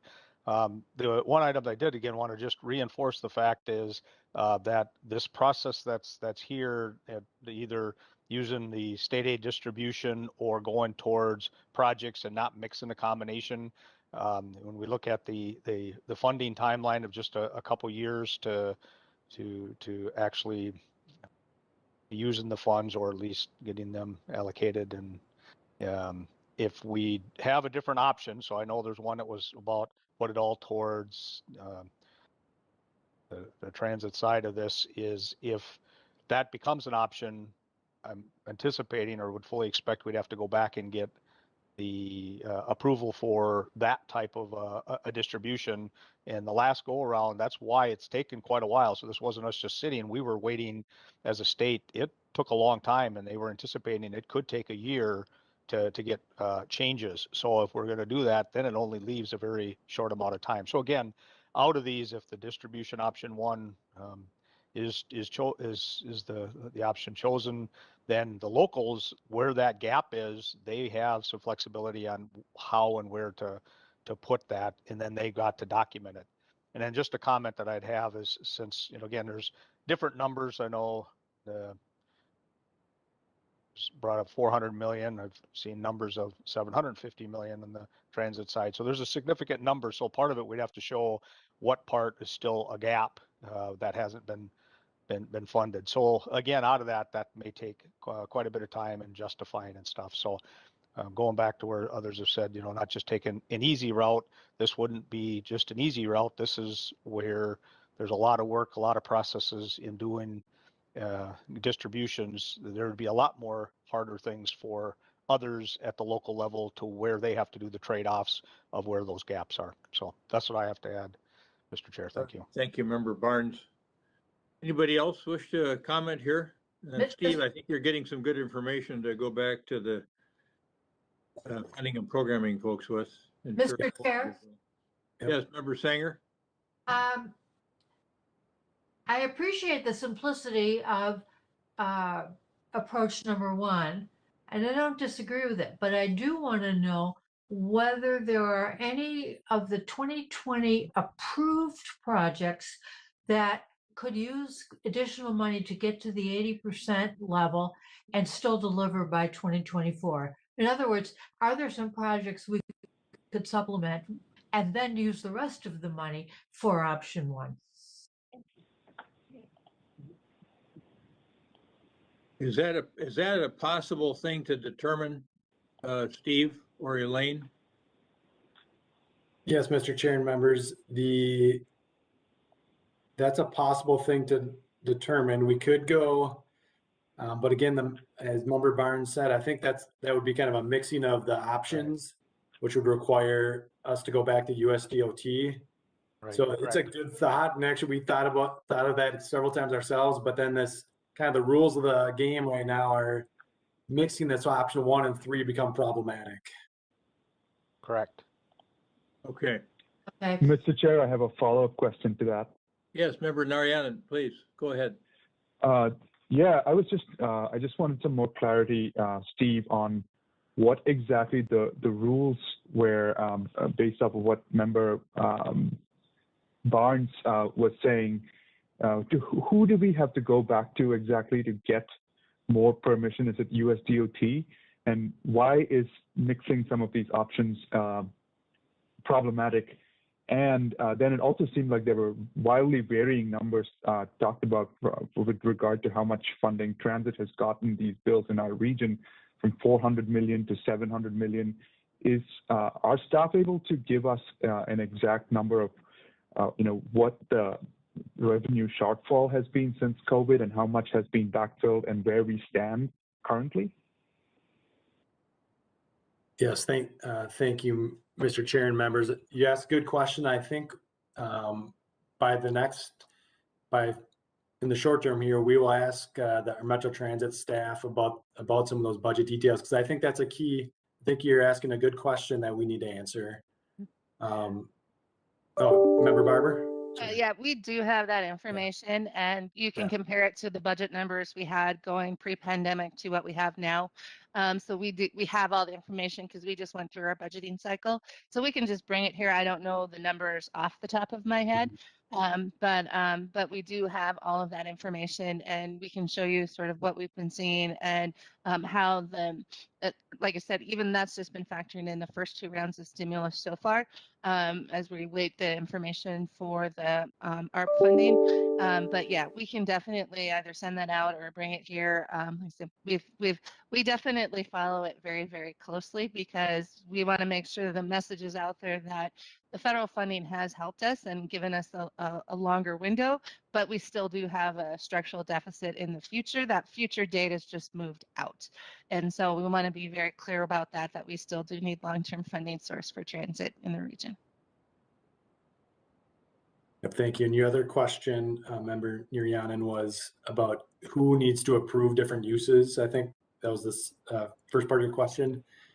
And why mixing different uses would be problematic? That's Mr. Chair and members. It's a great question. Why it's problematic? They've approved certain uses. Member Barnes, do you want to jump in here? I know you've been closer to kind of going back and forth with DC on this. So. Yeah, I don't know who actually ultimately approved. We've been working through the FHWA standpoint, and they would just say, working through, the DC process out of this. Again, we just follow through what the requirements when things come down, and gave the amount. And there was things that were very even specific on how much that was going to be given to, the Met Council, for example. There was a line item there that gave a specific amount. And so we just, when going through that, typically when we get those, then we put through and either wait for requirements or put things through. And so it was a little bit of a combination, and they had to go get the approval for the use. So from there, other specifics, we'd have to have somebody that really does more on the legal side. The FHWA they gave us the feedback that, here's a couple options with this here. We've got the approval for the state aid distribution. You've got the project option, and they were pretty clear to say if you mix and match, then they'd have to go back. So we'd probably have to have them come in and talk more with that. So that's all I would know.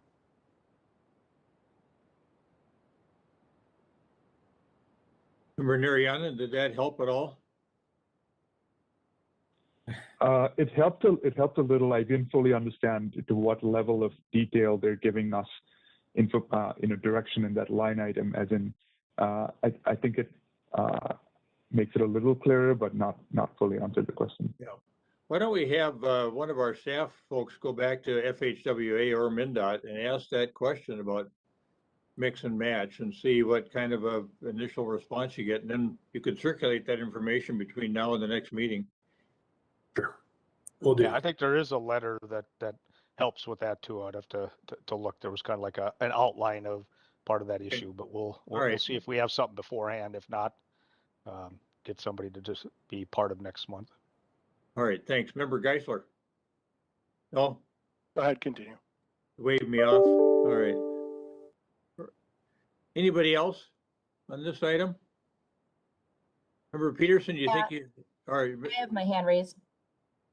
I'm sorry, I'm missing it here. Who is it? This is Commissioner Jalali. I just wanted to Go add ahead. in. Yeah. Thank you, I appreciate it.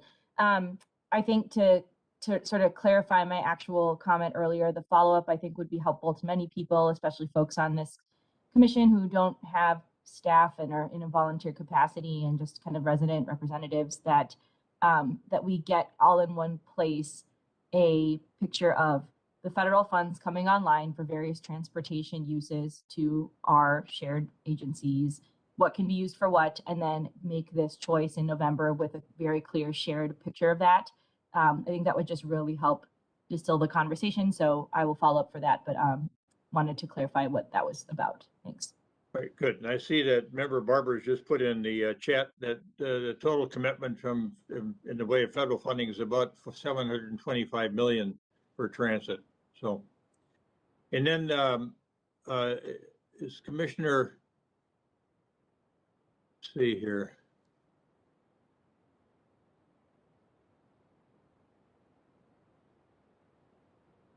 Yeah, Commissioner Holberg, I wanted to get to you because you had a note in the chat. I had to go back and look at it.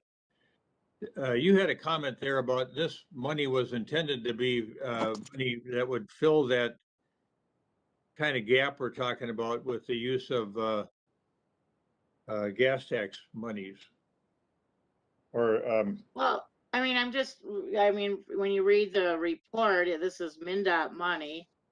80 of the 87 counties have followed the recommendation of the County Engineers Association, et cetera, and using the state aids formulas for distribution, given the reduction in funding that came as a result of reduced revenues during the pandemic. I mean, I understand, the different priorities, transit versus roads, trails, et cetera, but the purpose of this money was on the MnDOT side of the equation.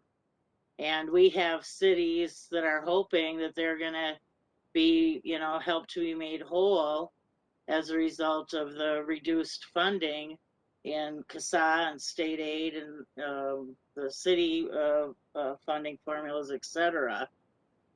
And while I understand people want more information and the actual vote won't happen till November, if the vast majority of this group thinks that it makes sense to use that funding formula, to make some kind of recommendation. I know we can't take formal action, but I'm sure cities would like to know whether or not we're going to support that distribution as was done in the other 80 counties or not. And I would be very surprised if there's a move to try and choose option 2 or 3 or a hybrid that we will probably hear from our cities in the next month. yeah, you raised an interesting point. We can't vote on this matter today, but Steve Peterson, are you getting the kind of guidance you want? Or one thing we've talked about in the past is doing some polling. We could do that too, polling on option 1, 2, or 3. How much clarity do you need and how much direction do you need? I think Commissioner Holberg's raising an interesting point. Yeah, Mr. Chair, I think we have likely enough to proceed with. We've got a few action items from a staff standpoint to bring back to kind of round out the picture, but I think I don't see a reason to necessarily hold up the rest of the process, which is a month away here. So. Okay. All right. So you got enough to work with. All right. So should we move on in the agenda then? Mr. Chair, you know what? I would like to pull this. If the vast majority of the tab thinks that the option 1 is the way to go, That would be a good message to be able to send to our cities that this is going to be the recommendation. They're in a budget planning process right now. They've set their max levies. If they were to know at this point in October rather than the middle of November that they could likely expect these funds to come to them, that would be important to some of their budgets moving forward. Mr. Chair? That member Sanger? I disagree with Member Holberg for two reasons. One is to do a poll now essentially is asking people to express their preference without getting the information that some of us have asked for in order to form what our preference is. And the second reason is that if we vote in November and hypothetically, if we were to go to option one, the cities still have the information in time before they make their December votes on setting the final levy for next year. So I don't think it matters from the city perspective whether that information comes in October or in November.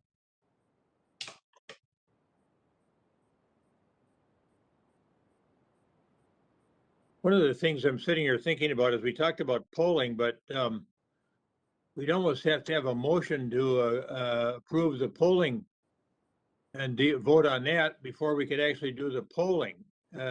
Informally, I suppose we could do the thumbs up, thumbs down routine, so somebody had a general idea of where people were heading right now. And I've got member Jalali who wants to speak, and I couldn't. Oh, there, I see her hand up now. Thank you. Member Jalali, go ahead. Thanks Thank you. for that note. No problem. Thank you. I'd just like to build on that point that I just don't feel that action would be appropriate. I think this is an important decision that requires deliberation. It's listed on this actual agenda for today's item as an information point, and to suddenly convert it to an action item isn't appropriate from a public process standpoint, and also from a city budgeting timelines point of view. We are doing our budgets with the information we have right now, and we are always getting new information all points of the year about what federal funds are coming, what Congress is doing. There, in my view, is more harm to rushing a decision like this without deliberation and subverting an existing process. And so I don't personally have that need driving the timeline. Of course, it would always be useful at the same time. That's not a certainty that we've had, and I don't think it's wise to change the course of action today. So I would be in opposition to that. And wanted to just add those thoughts in. All right, Member Jalali, thank you. Member Geisler? Thank you, Mr. Chair. I do really want to point out the fact that the Minnesota County engineers and Minnesota City engineers are in support of one. These are the folks who know the job. They know what it takes to get these things done. I do think it's important that we respect the staff of all of these cities and all of these counties across the entire state who have basically asked for it to go this way. And as Member Holberg said, the vast majority of the state's already gone this path for all the reasons we've mentioned. I'm not a huge fan of adding a bunch of barriers for essentially money that's supposed to be backfill to help places that already were hurt. I think we've had a lot of conversation here about where we want to put it, what our preference is. We have that conversation with every solicitation, and we can make those pitches in every one of those places too. That's really where we spend our allocation monies. This is supposed to go back to help cities that were short state aid, that cut projects, that didn't fix roads that were supposed to get fixed, that didn't fix trails, that cut consultants, cut projects that because they couldn't get them done because there wasn't enough money. I think that, I think Member Holberg's is really on the point. It is a backfill money. This is not a wish list going forward or looking at things. And frankly, from my experience with my local city and talking with the county a little bit as well, they know how to spend state aid dollars, and they know the rules, and they can funnel those into purposeful and willingful actions. So I don't think we need to get overly creative here for this specific pot of money for these CRISA funds coming in. All right, thank you. I do think there's probably a strong preference for option one here, but I also think it's important to respect the requests of our members for additional information that they need to be able to make the kind of informed vote that they want to make. And I think, Steve, we got our staff telling us they've got enough information to work from. Yeah. And they can follow up on some of these other requests that the members of our tab have made. And it would be my inclination to just respect those requests of some of our tab members for more information. We're not going to vote on this until next month anyway. Steve's saying he's got sufficient information, so let's just go with what we got and not do any polling right now. Okay. Thank you, everybody. All right, now we've got, I don't know if we'll get through the rest of this agenda or not, but one of the things that we wanted to talk about were major projects. You know, folks have asked, well, this money we spend in the region, how is it being used, and what's the effect of it? And so we've got 3 projects we're going to talk about today, and Steve Peterson's going to transition over to this matter as well. Thanks, folks. Yeah, thank you, Mr. Chair. And as you can see, we've got three info items left. The last 2 can be pushed and talking to our MnDOT partners there too. And so we might just get through this next one, which will probably be plenty, but up to you, Mr. Chair. So this, if we could pull up the PowerPoint. Thank you. We've got 3 different presenters from our local agencies and state agencies to present on major highway projects. And next slide, please. This was an item. That was brought to us by several of our tab members, requested these specific projects, and so we've strung together a presentation where we'll talk about projects at different highway projects at different stages of their development. The first will be John Haukus from the city of Blaine, project in the planning stage or that's been partially funded. Then moving to projects in the transportation policy plan, which are fully funded projects or reasonably expected to be, with Sheila Kauppi. And then lastly, a recently completed project, our former TAC chair, Lisa Fries from Scott County, will present on a project that received two rounds of regional solicitation funding and a project they're pretty proud of down in Scott County. So next slide, please. So of course, there's lots of projects in the planning stage, and we've listed just a few here of the other ones besides what John is going to talk about. Not a conclusive list, but just to give you a flavor for some of the projects across the region. Next slide. I want to give time to our presenters here since we're a little short on time. Then projects that are in the TPP, and you can see the list there. We will have a TPP amendment coming before you next month to bring in some additional highway projects. Next slide. And then here's a list of recently completed projects. Certainly one that I just heard about here that's finishing up with a ribbon cutting, I-94 Maple Grove to Rogers. Next week, I think, is the ribbon cutting up there. So a lot of big projects ending this, actually this year here. 3 of those being on 35W. Next slide. So there's a number of ways projects move their way into the transportation policy plan and then eventually are constructed, and I've listed some of those there, but the biggest way is probably we have a preservation need that's identified, either pavement or bridge, and then project elements, whether it's mobility, safety, or multimodal elements, are added to those projects. We also do system studies. Projects are funded through the solicitation, or they could be funded elsewhere and then have to come through as a TPP amendment. So next slide, please. And one more.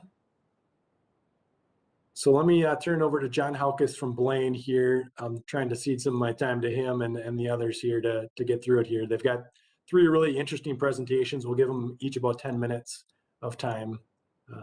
John. Thank you, Steve. Thank you, Chair and Commissioners. Steve, just a point of clarification, are we using your slides or should I share? We can just run them right here. Perfect. Sounds good. We'll advance the slides for you. Yep. All right. Thank you. Thank you, Commission. Starting out, this entire corridor project considers primary transportation problems such as safety and congestion, secondary problems such as biking and walking access, but we also have other considerations such as maintaining or improving the transit service and implementation costs. All of that work into our decision matrix. Next slide, please. I always like to begin explaining and clarifying that this is not just a Blaine issue. This is a regional issue. We do have a coalition that goes all the way up to Mora, more than a dozen communities and 3 counties that have formed the North Highway 65 Corridor Coalition to cooperatively support and work towards a solution to the safety and congestion on this highway. Next slide, please. So numerous studies have supported this. Here's a graphic that came out of the Principal Arterial Intersection Conversion Study. This was a joint study done by MnDOT and Met Council, came out in 2017. It identified 91 high priority, conventional at-grade intersections throughout the metro area.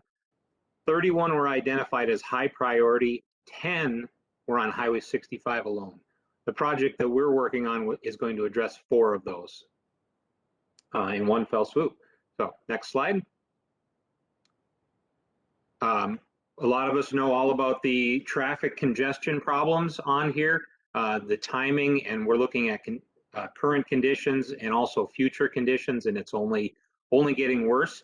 And a key point we always bring up is that Highway 65 carries equal or sometimes more traffic than I-35W just to our east, and it has a stoplight every mile, if not more. So it's it carries a huge amount of both commuter traffic, goods and services, and just regional traffic in and around this corridor. Next slide, please.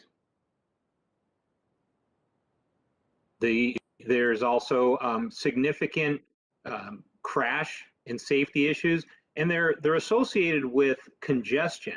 When we look at this and we see that almost 70% of crashes are during daylight hours, good weather conditions, that's not a function of poor visibility or bad weather, ice storms or anything like that. That is purely congestion related issues that are the easiest ones to solve by projects such as this. Next slide. So we, as part of that Pell study, the Planning and Environmental Corridor Study, we do look at bike and pedestrian crashes. We look at a number of other factors throughout this corridor about what drives our needs here. And as you can see, I know this map's a little small, but throughout the corridor, we continue to have conflicts between traditional vehicular movements and bike paths just getting along or across this corridor. Next slide. We recently presented to the House Bonding Committee, and this was from our police department, 1,000 calls, or nearly 1,000 calls just in the last several years. And they are related to road and driving altercations, congestion-related driving behavior. Just 2021 alone, we've had over 100 accidents and over 270 traffic citations because of the congestion and issues on this corridor. Next slide, please. So this brings us to the Pell. And what is the Pell? It's a tool to look at some of these transportation projects a little bit differently. We put a significant amount of upfront work, whether there's community involvement, getting all of the stakeholders together. It minimizes some of that duplication of effort and documents all of that as we work towards a final decision and use it to inform the NEPA process. So we've seen, this was the first one done in Minnesota.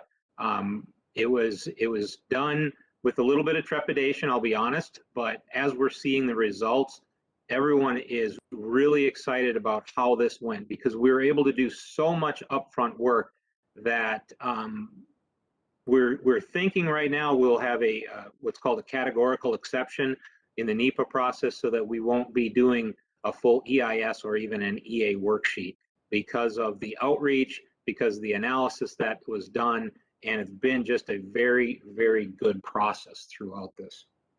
Next slide, please. The Pell did come out of the FAST Act, the Fixing America's Surface Transportation Act, and it was all about efficient environmental reviews for project decision making, using these to help us decide what is the appropriate project rather than relying on traditional just what is going to move traffic the fastest.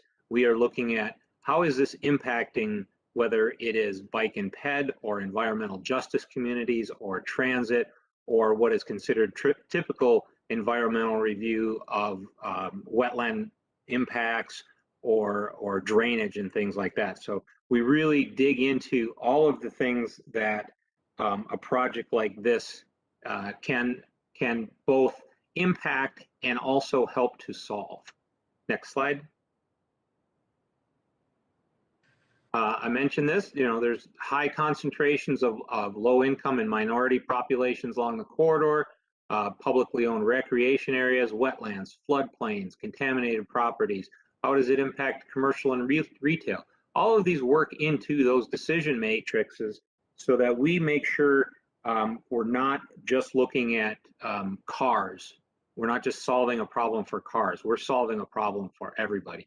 Highway 65 has long been known as a barrier within the city of Blaine, whether it's north, south, or east, west. It almost divides the city into two Blaines.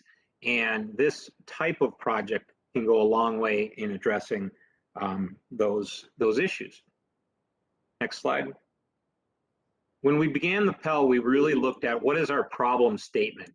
As I mentioned earlier, we're focused primarily first on vehicle safety and congestion, but we did have a number of secondary issues that had to be addressed to make this the right project.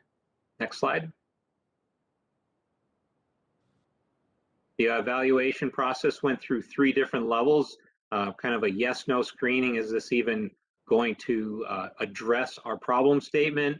The next one, we start laying out what type of interchanges, intersections project will help the overall, and then into a level 3 analysis that gets to how well will it. It's an in-depth analysis of the corridor-wide alternatives and results in what we're hoping for is a selected alternative by February of 2022, at which point then we can go into preliminary and final design and get a project under construction easily in 2024. Next slide, please. That process broke it into 3 segments, a south segment, a central segment, and a north segment, and then alternatives for each of those. The projects that the City of Blaine has been advancing is focused on the center segment. And we continue to break these down into almost a phased approach because we know very few projects are getting that lump sum $100, $200 million to build everything at once. We're phasing this in manageable, constructible pieces so that we can keep this moving forward and give some results back to the communities that really need it. Next slide. So as we work through this study and finish it up, our next steps are identifying funding. We've been thankfully successful with you in a number of grant applications, whether it's a regional solicitation, an HSIP, or an LPP project, and we continue to work through a number of areas to look for additional funding. We're in this environmental review process, moving into preliminary design in next year, and then hope to begin construction on our first phased project in 2024. Next slide. Here's a short list of the funding that we have secured, and I want to state that Blaine is stepping up, putting our money where our mouth is. We have invested over $2 million in our own capital improvement program, plus taking the lead on this to try to move it forward. Here are a number of the grants that we've talked about.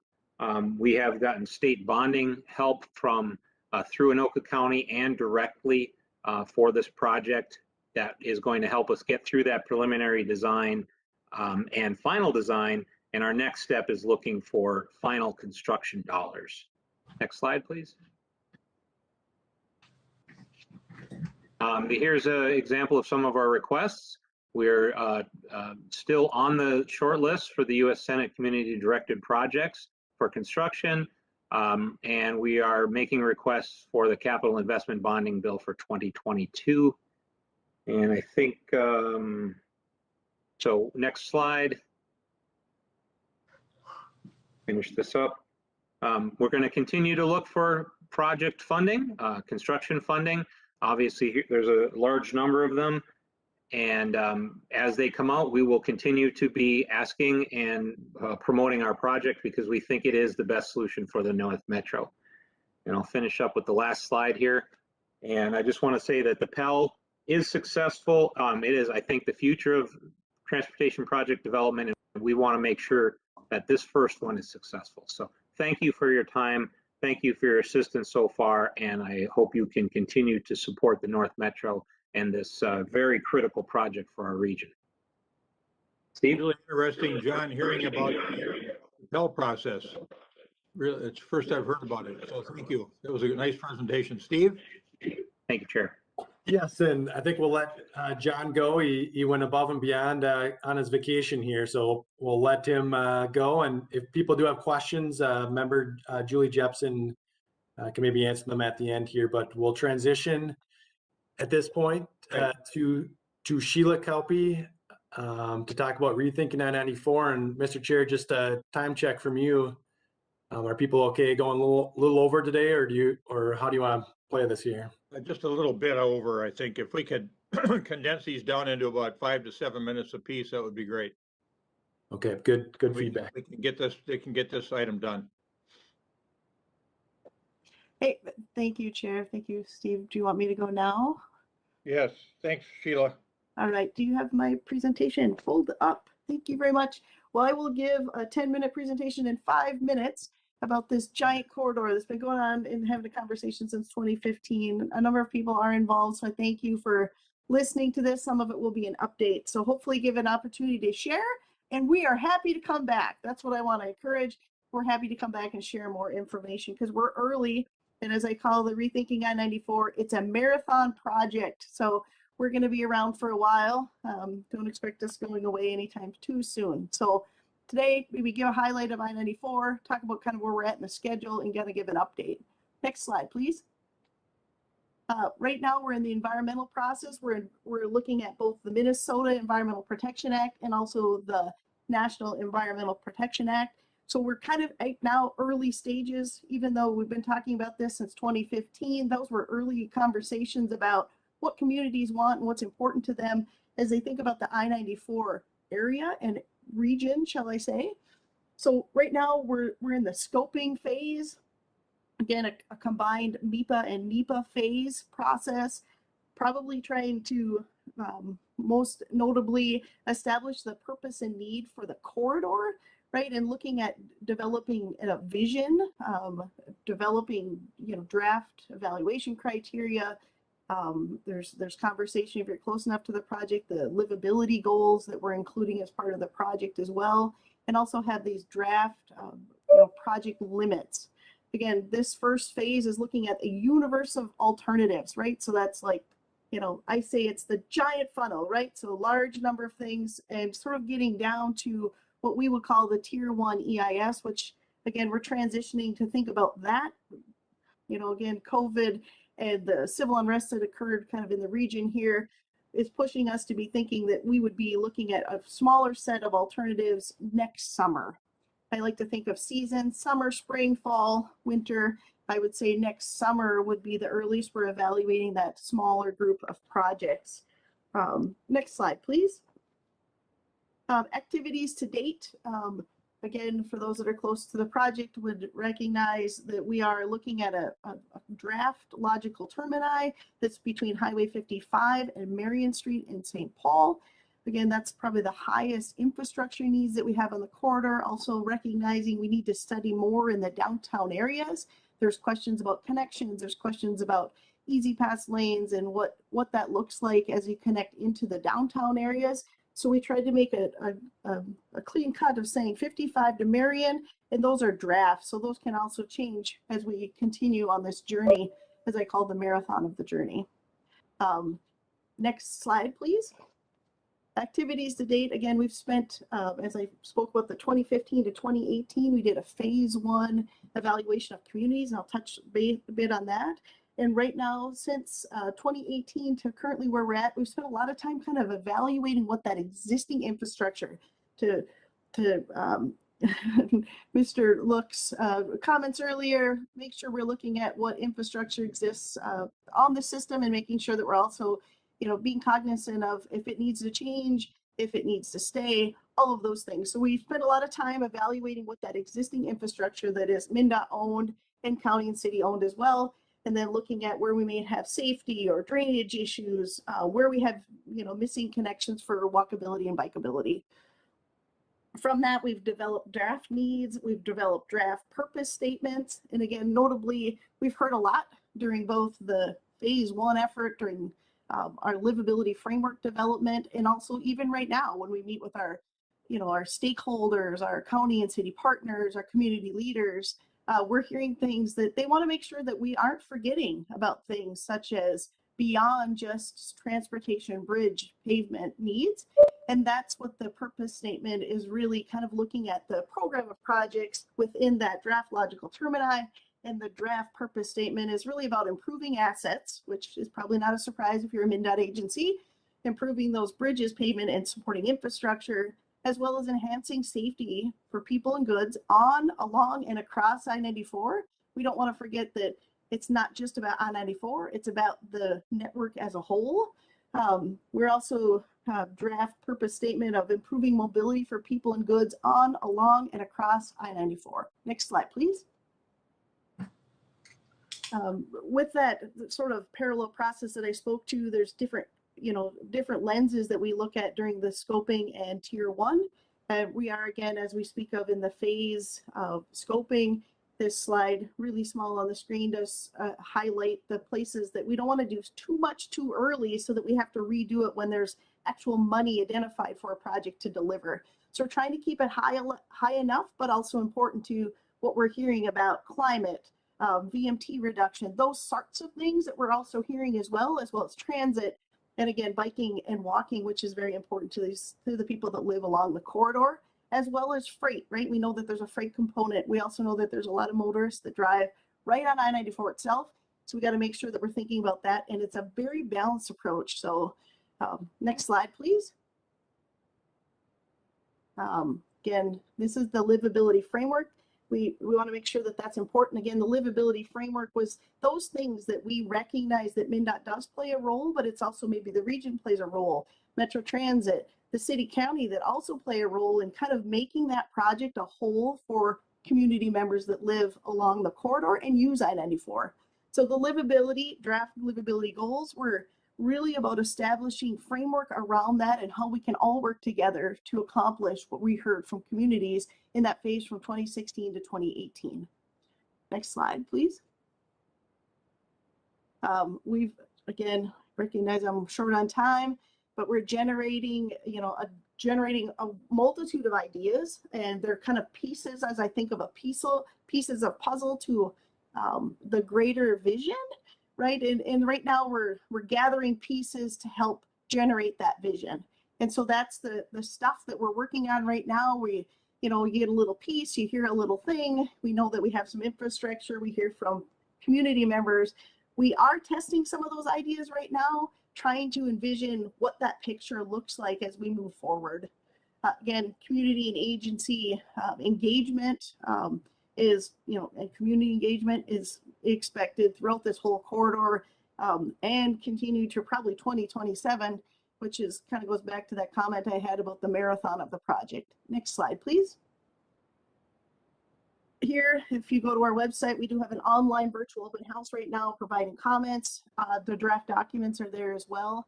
But this is hopefully to depict we are here, right? So we're early. And this, again, references the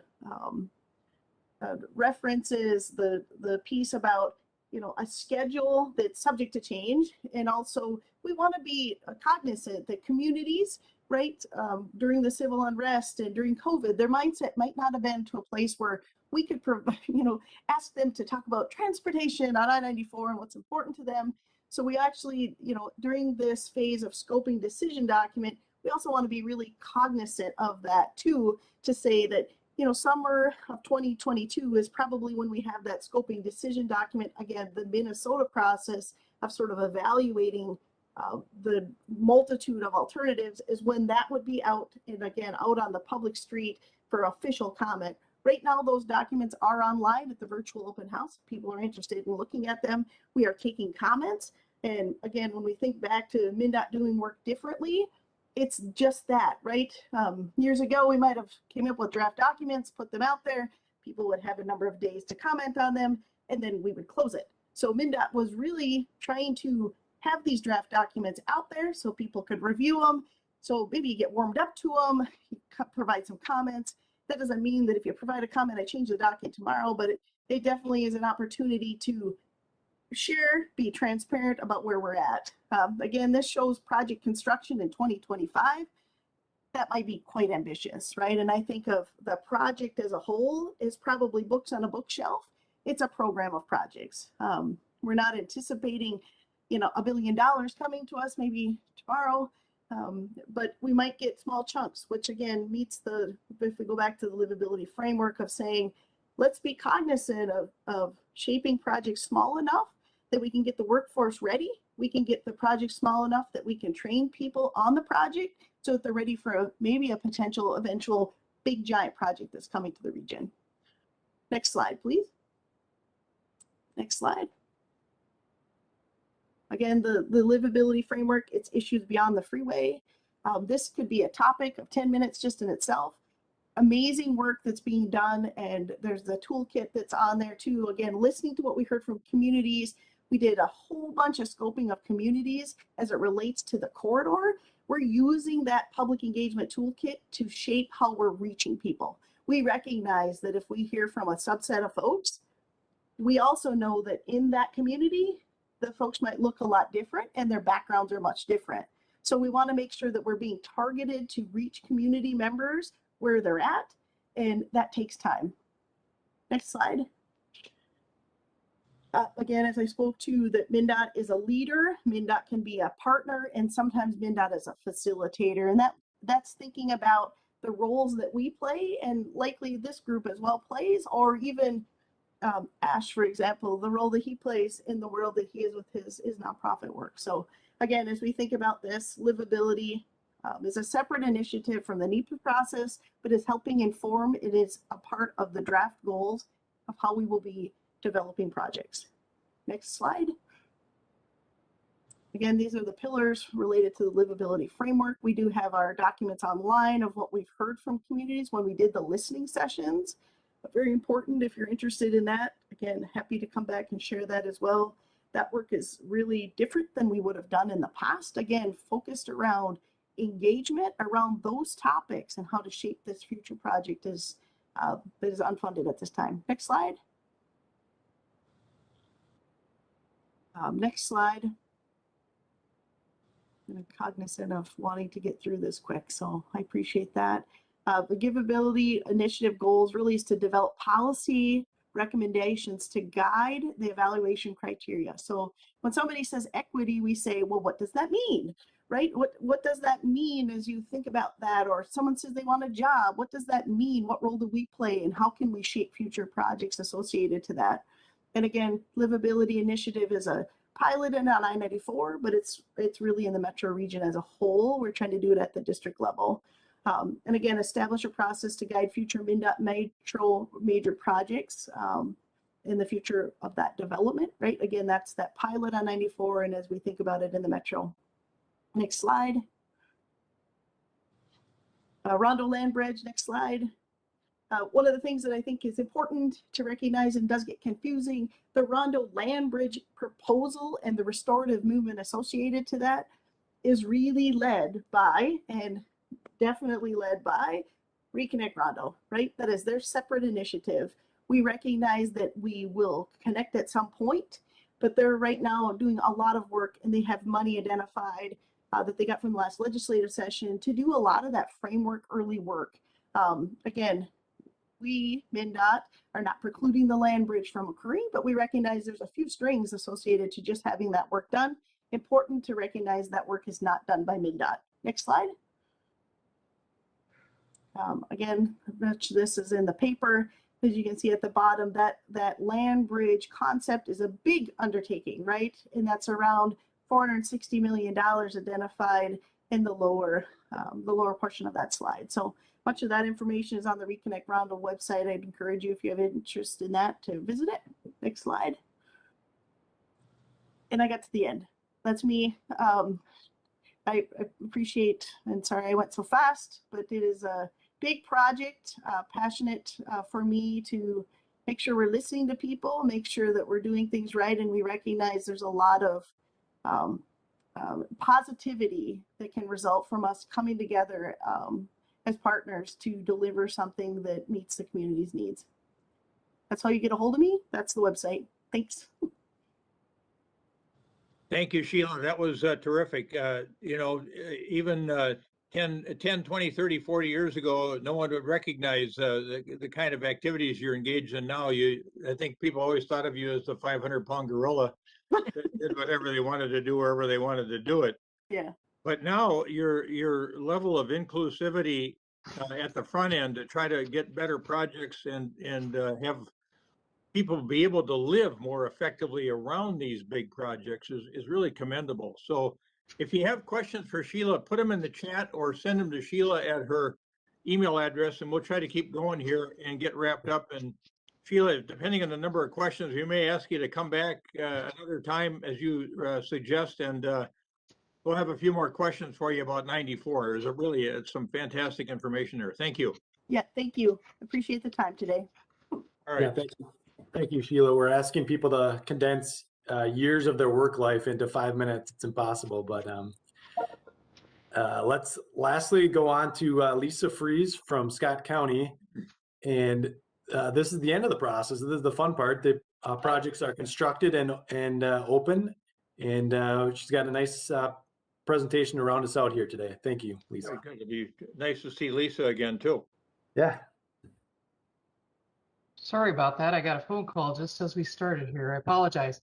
So yes, I'm going to consolidate about 10 years of work into this. Here, let me. Thanks for joining us again. It's good to have you with us. Okay, I was getting a phone call. Can you hear me now? We can. Okay, sorry about that.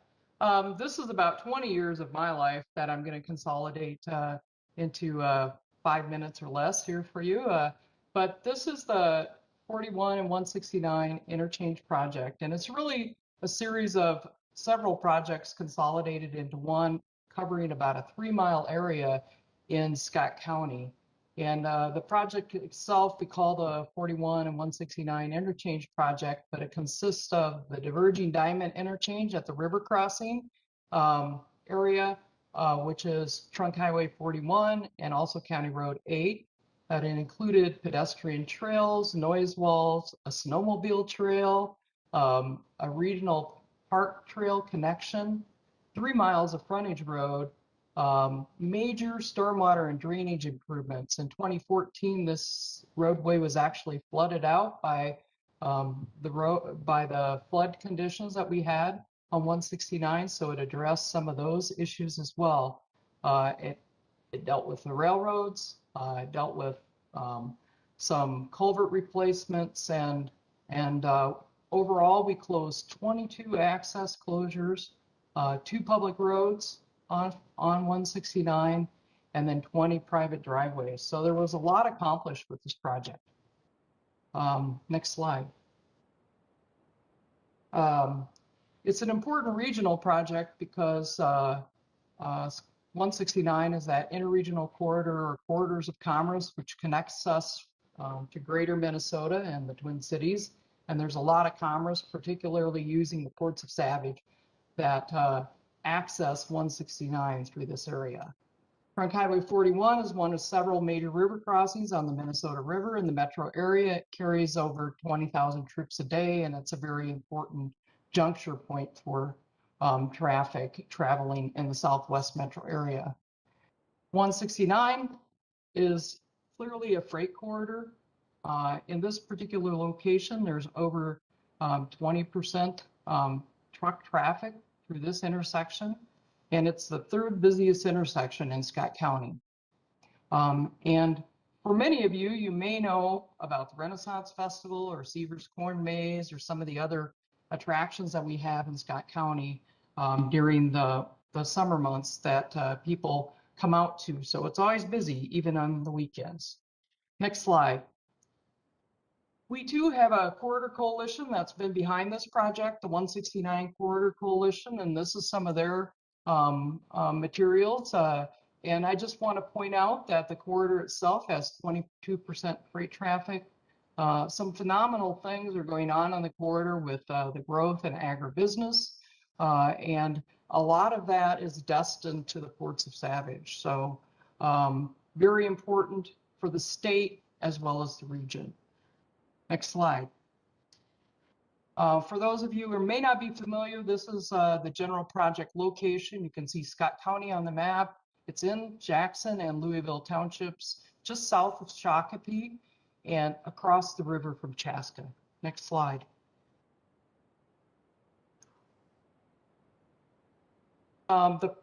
This is the first signalized intersection south of I-494. It's, like I mentioned, a river crossing connection, has heavy freight traffic. The crash rates prior to the project were well above the statewide average for both the rate and the critical crash rate. And there had been a lot of work done in this area. There was a vision and a lot of work done in the 2000s and through 2014 to look at a major regional river crossing, and that work had got complete, really opened up the opportunity for us to address this intersection in Scott County. Next slide. This is a little bit of a quickly cover what's out here. There's some really challenging things to work with. We have 3 manufactured home communities, which I'll talk a little bit more about later. Mining and gravel pit operations out here are significant. There's a major landfill. I think one thing to point out with this landfill is that it's a demolition landfill, and oftentimes we can have traffic up to like when the Crosstown project was going on and a couple other MnDOT projects, they were coming in, trucks were coming in every 20 seconds into this area and then leaving with gravel, bringing demo materials in and taking gravel back out. So it can be really busy at certain times of the year. The Renaissance Festival happens every fall and led to some really complicating kinds of issues during construction. We also have the railroad and railroad coordination that had to be done. There's a rural industrial area where we have a lot of businesses we had to figure out how to provide access to. And that purple area on the map is actually in the city of Shakopee, and it's a proposed annexation area. They're starting now to annex things. Next slide. Like I said, this work doesn't just happen overnight. In the early 2000s, you can go on to the next slide. There were a number of studies, some of which you've heard about, the interregional corridor study. There were frontage road studies. The township even did frontage road studies.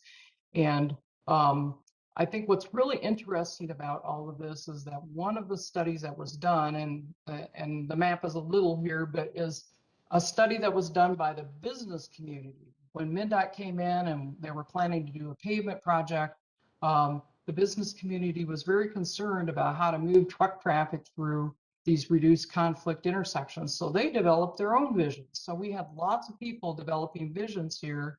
And thanks to people like Sheila, who was on the last presentation, we put our heads together and said, do you mind if Scott County moves ahead with the project? So we started with the 41 and 169 interchange, requesting that at the regional level. Next slide. I think we can just skip through this slide to save some time. With this project, it had many partner agencies. The project actually doubled in size when we received a federal discretionary Tiger grant. About midway through our environmental process, we had finished our EAW and EA, and we were ready to get to the final conclusion on that. And then we doubled the size of the project. And so we had to kind of start over with our environmental process. So there were a lot of people helping us with that. The MnDOT, they are actually the jurisdictional owners of the 169 and 41 roadways. The state aid staff were very helpful in helping us work through all the details on this project, particularly when the project got larger. We had to work with the townships because we were building 3 miles of township road that they were going to get to take over when all was said and done. And so they were an important constituent and stakeholder in this process. And then because we received that Tiger money, it became a project of divisional interest, what they call a PODI. And we actually had full federal oversight on the job. So added to the timelines and the complexity of review that normally a local project does not have. Next slide. Well, I think our challenges are pretty well summed up with this slide. We had county-led project on 2 trunk highways, always leads to lots of challenges. Funding from many sources with multiple different deadlines and what we could use them on, so that added to the complexity. That doubling the size of the project was a big challenge.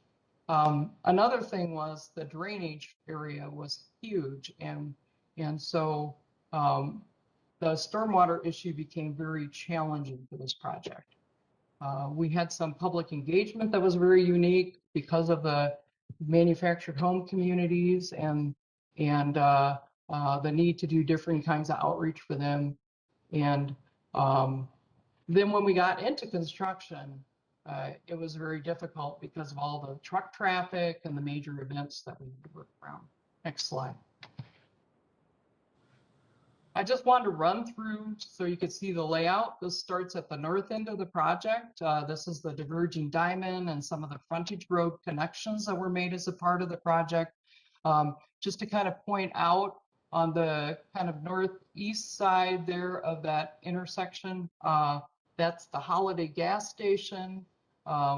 There's a whole bunch of other businesses here in this area, Rapid Marine, a few implement dealer type businesses. And then you'll see over on the west side of 41 there, the Jackson Heights manufactured home community. Next slide. This is the middle section. This is really the frontage road that we connected and reduced all those accesses on. And then south, the next slide, is the south end. And this is where we did something a little bit unique. We built, we don't know exactly what to call it, but it's kind of a hybrid interchange. So it's a low cost. It took advantage of some of our existing roadways. We built an overpass to the north of those existing roadways and added about a mile of county road in accomplishing this. Next slide. These were really the key project tasks that the county took on. It was quite an undertaking for our county. We have a pretty small staff. And so this took a lot of dedication on our county staff resources part. Next slide.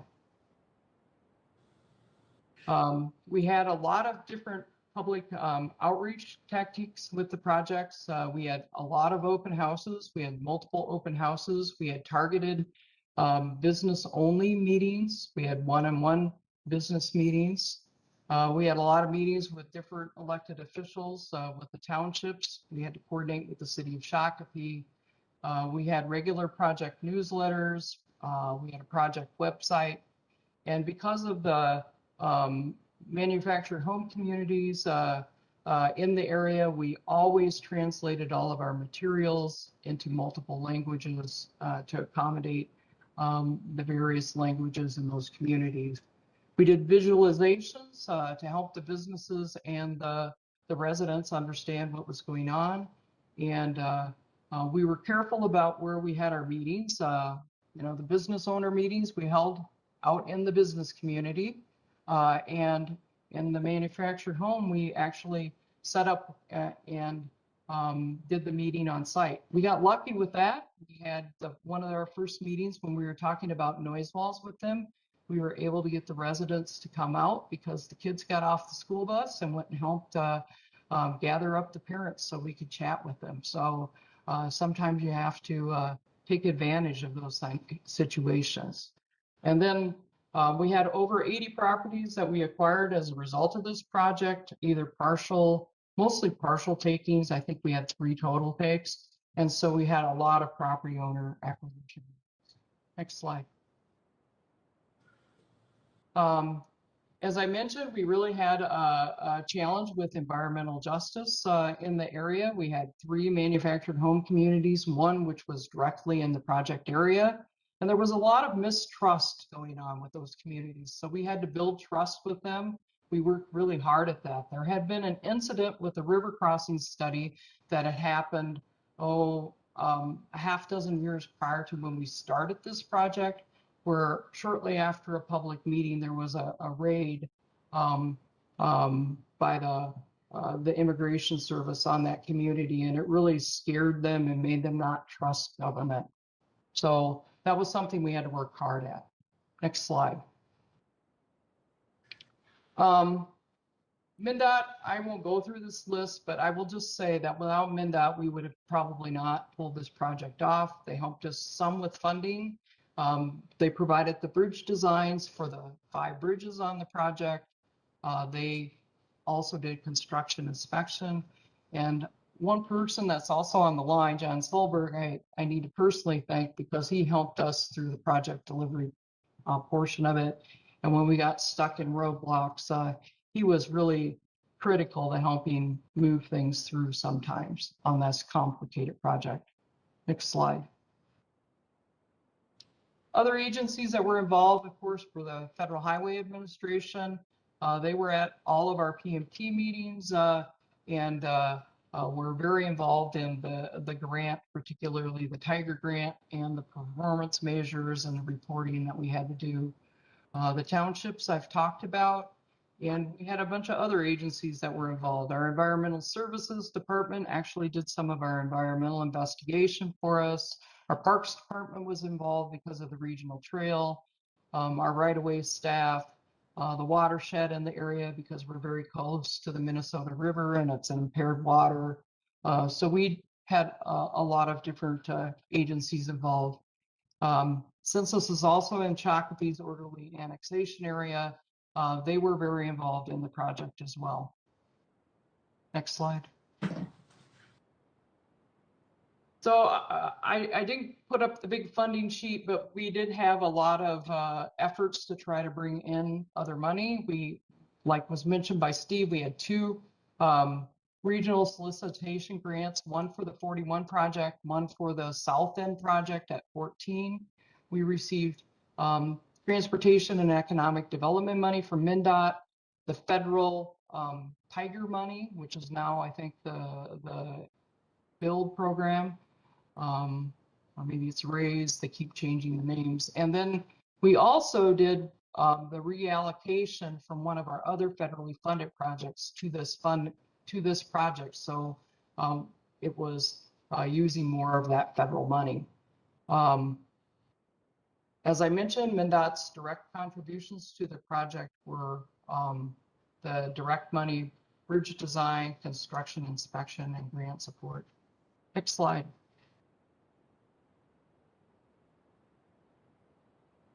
I think we've kind of covered some of these things. Having all these different funding sources was quite a challenge. And even into construction, keeping track of all the different pay items, we actually had difficulty setting it up in the system that everybody uses for keeping track of projects at the county level and city level. One office, we actually had to have them change out the system in order to get the project in there. So every step of the way, we found a few challenges in our way, but we overcome them all. So next slide. I think this is a good illustration of all the different complexities of the funding splits. I just thought it was interesting so you could see how we had to apply all the various funding sources that we had to the project. Sometimes those details people don't get to see. Next slide. So I wanted to talk just briefly about project outcomes, and then I'll let you go for the day. We've had a couple of requirements as a part of our Tiger grant that we're required to keep track of performance measures, and the county has a pretty robust performance measure program. And so I'm just going to run through 4 of those performance measures with you to show you the success of this project, because oftentimes that's not what you see. You hear about all of the funding and all those complex things, but we had our consultant teams that worked with us on this project help us calculate the before and after road user costs or resulting from delay on the project. And as you can see, we've made great strides. We've saved over $3 million a year in road user costs, and that does not count the delay that's associated with freight movement and freight not getting to where it needs to be in time.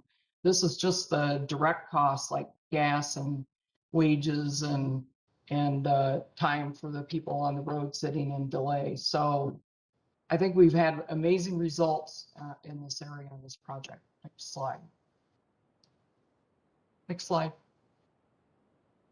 The other thing that we looked at was speeds. That's simple to get at with now some of that regional data that we collect, the streetlight data and other kinds of data.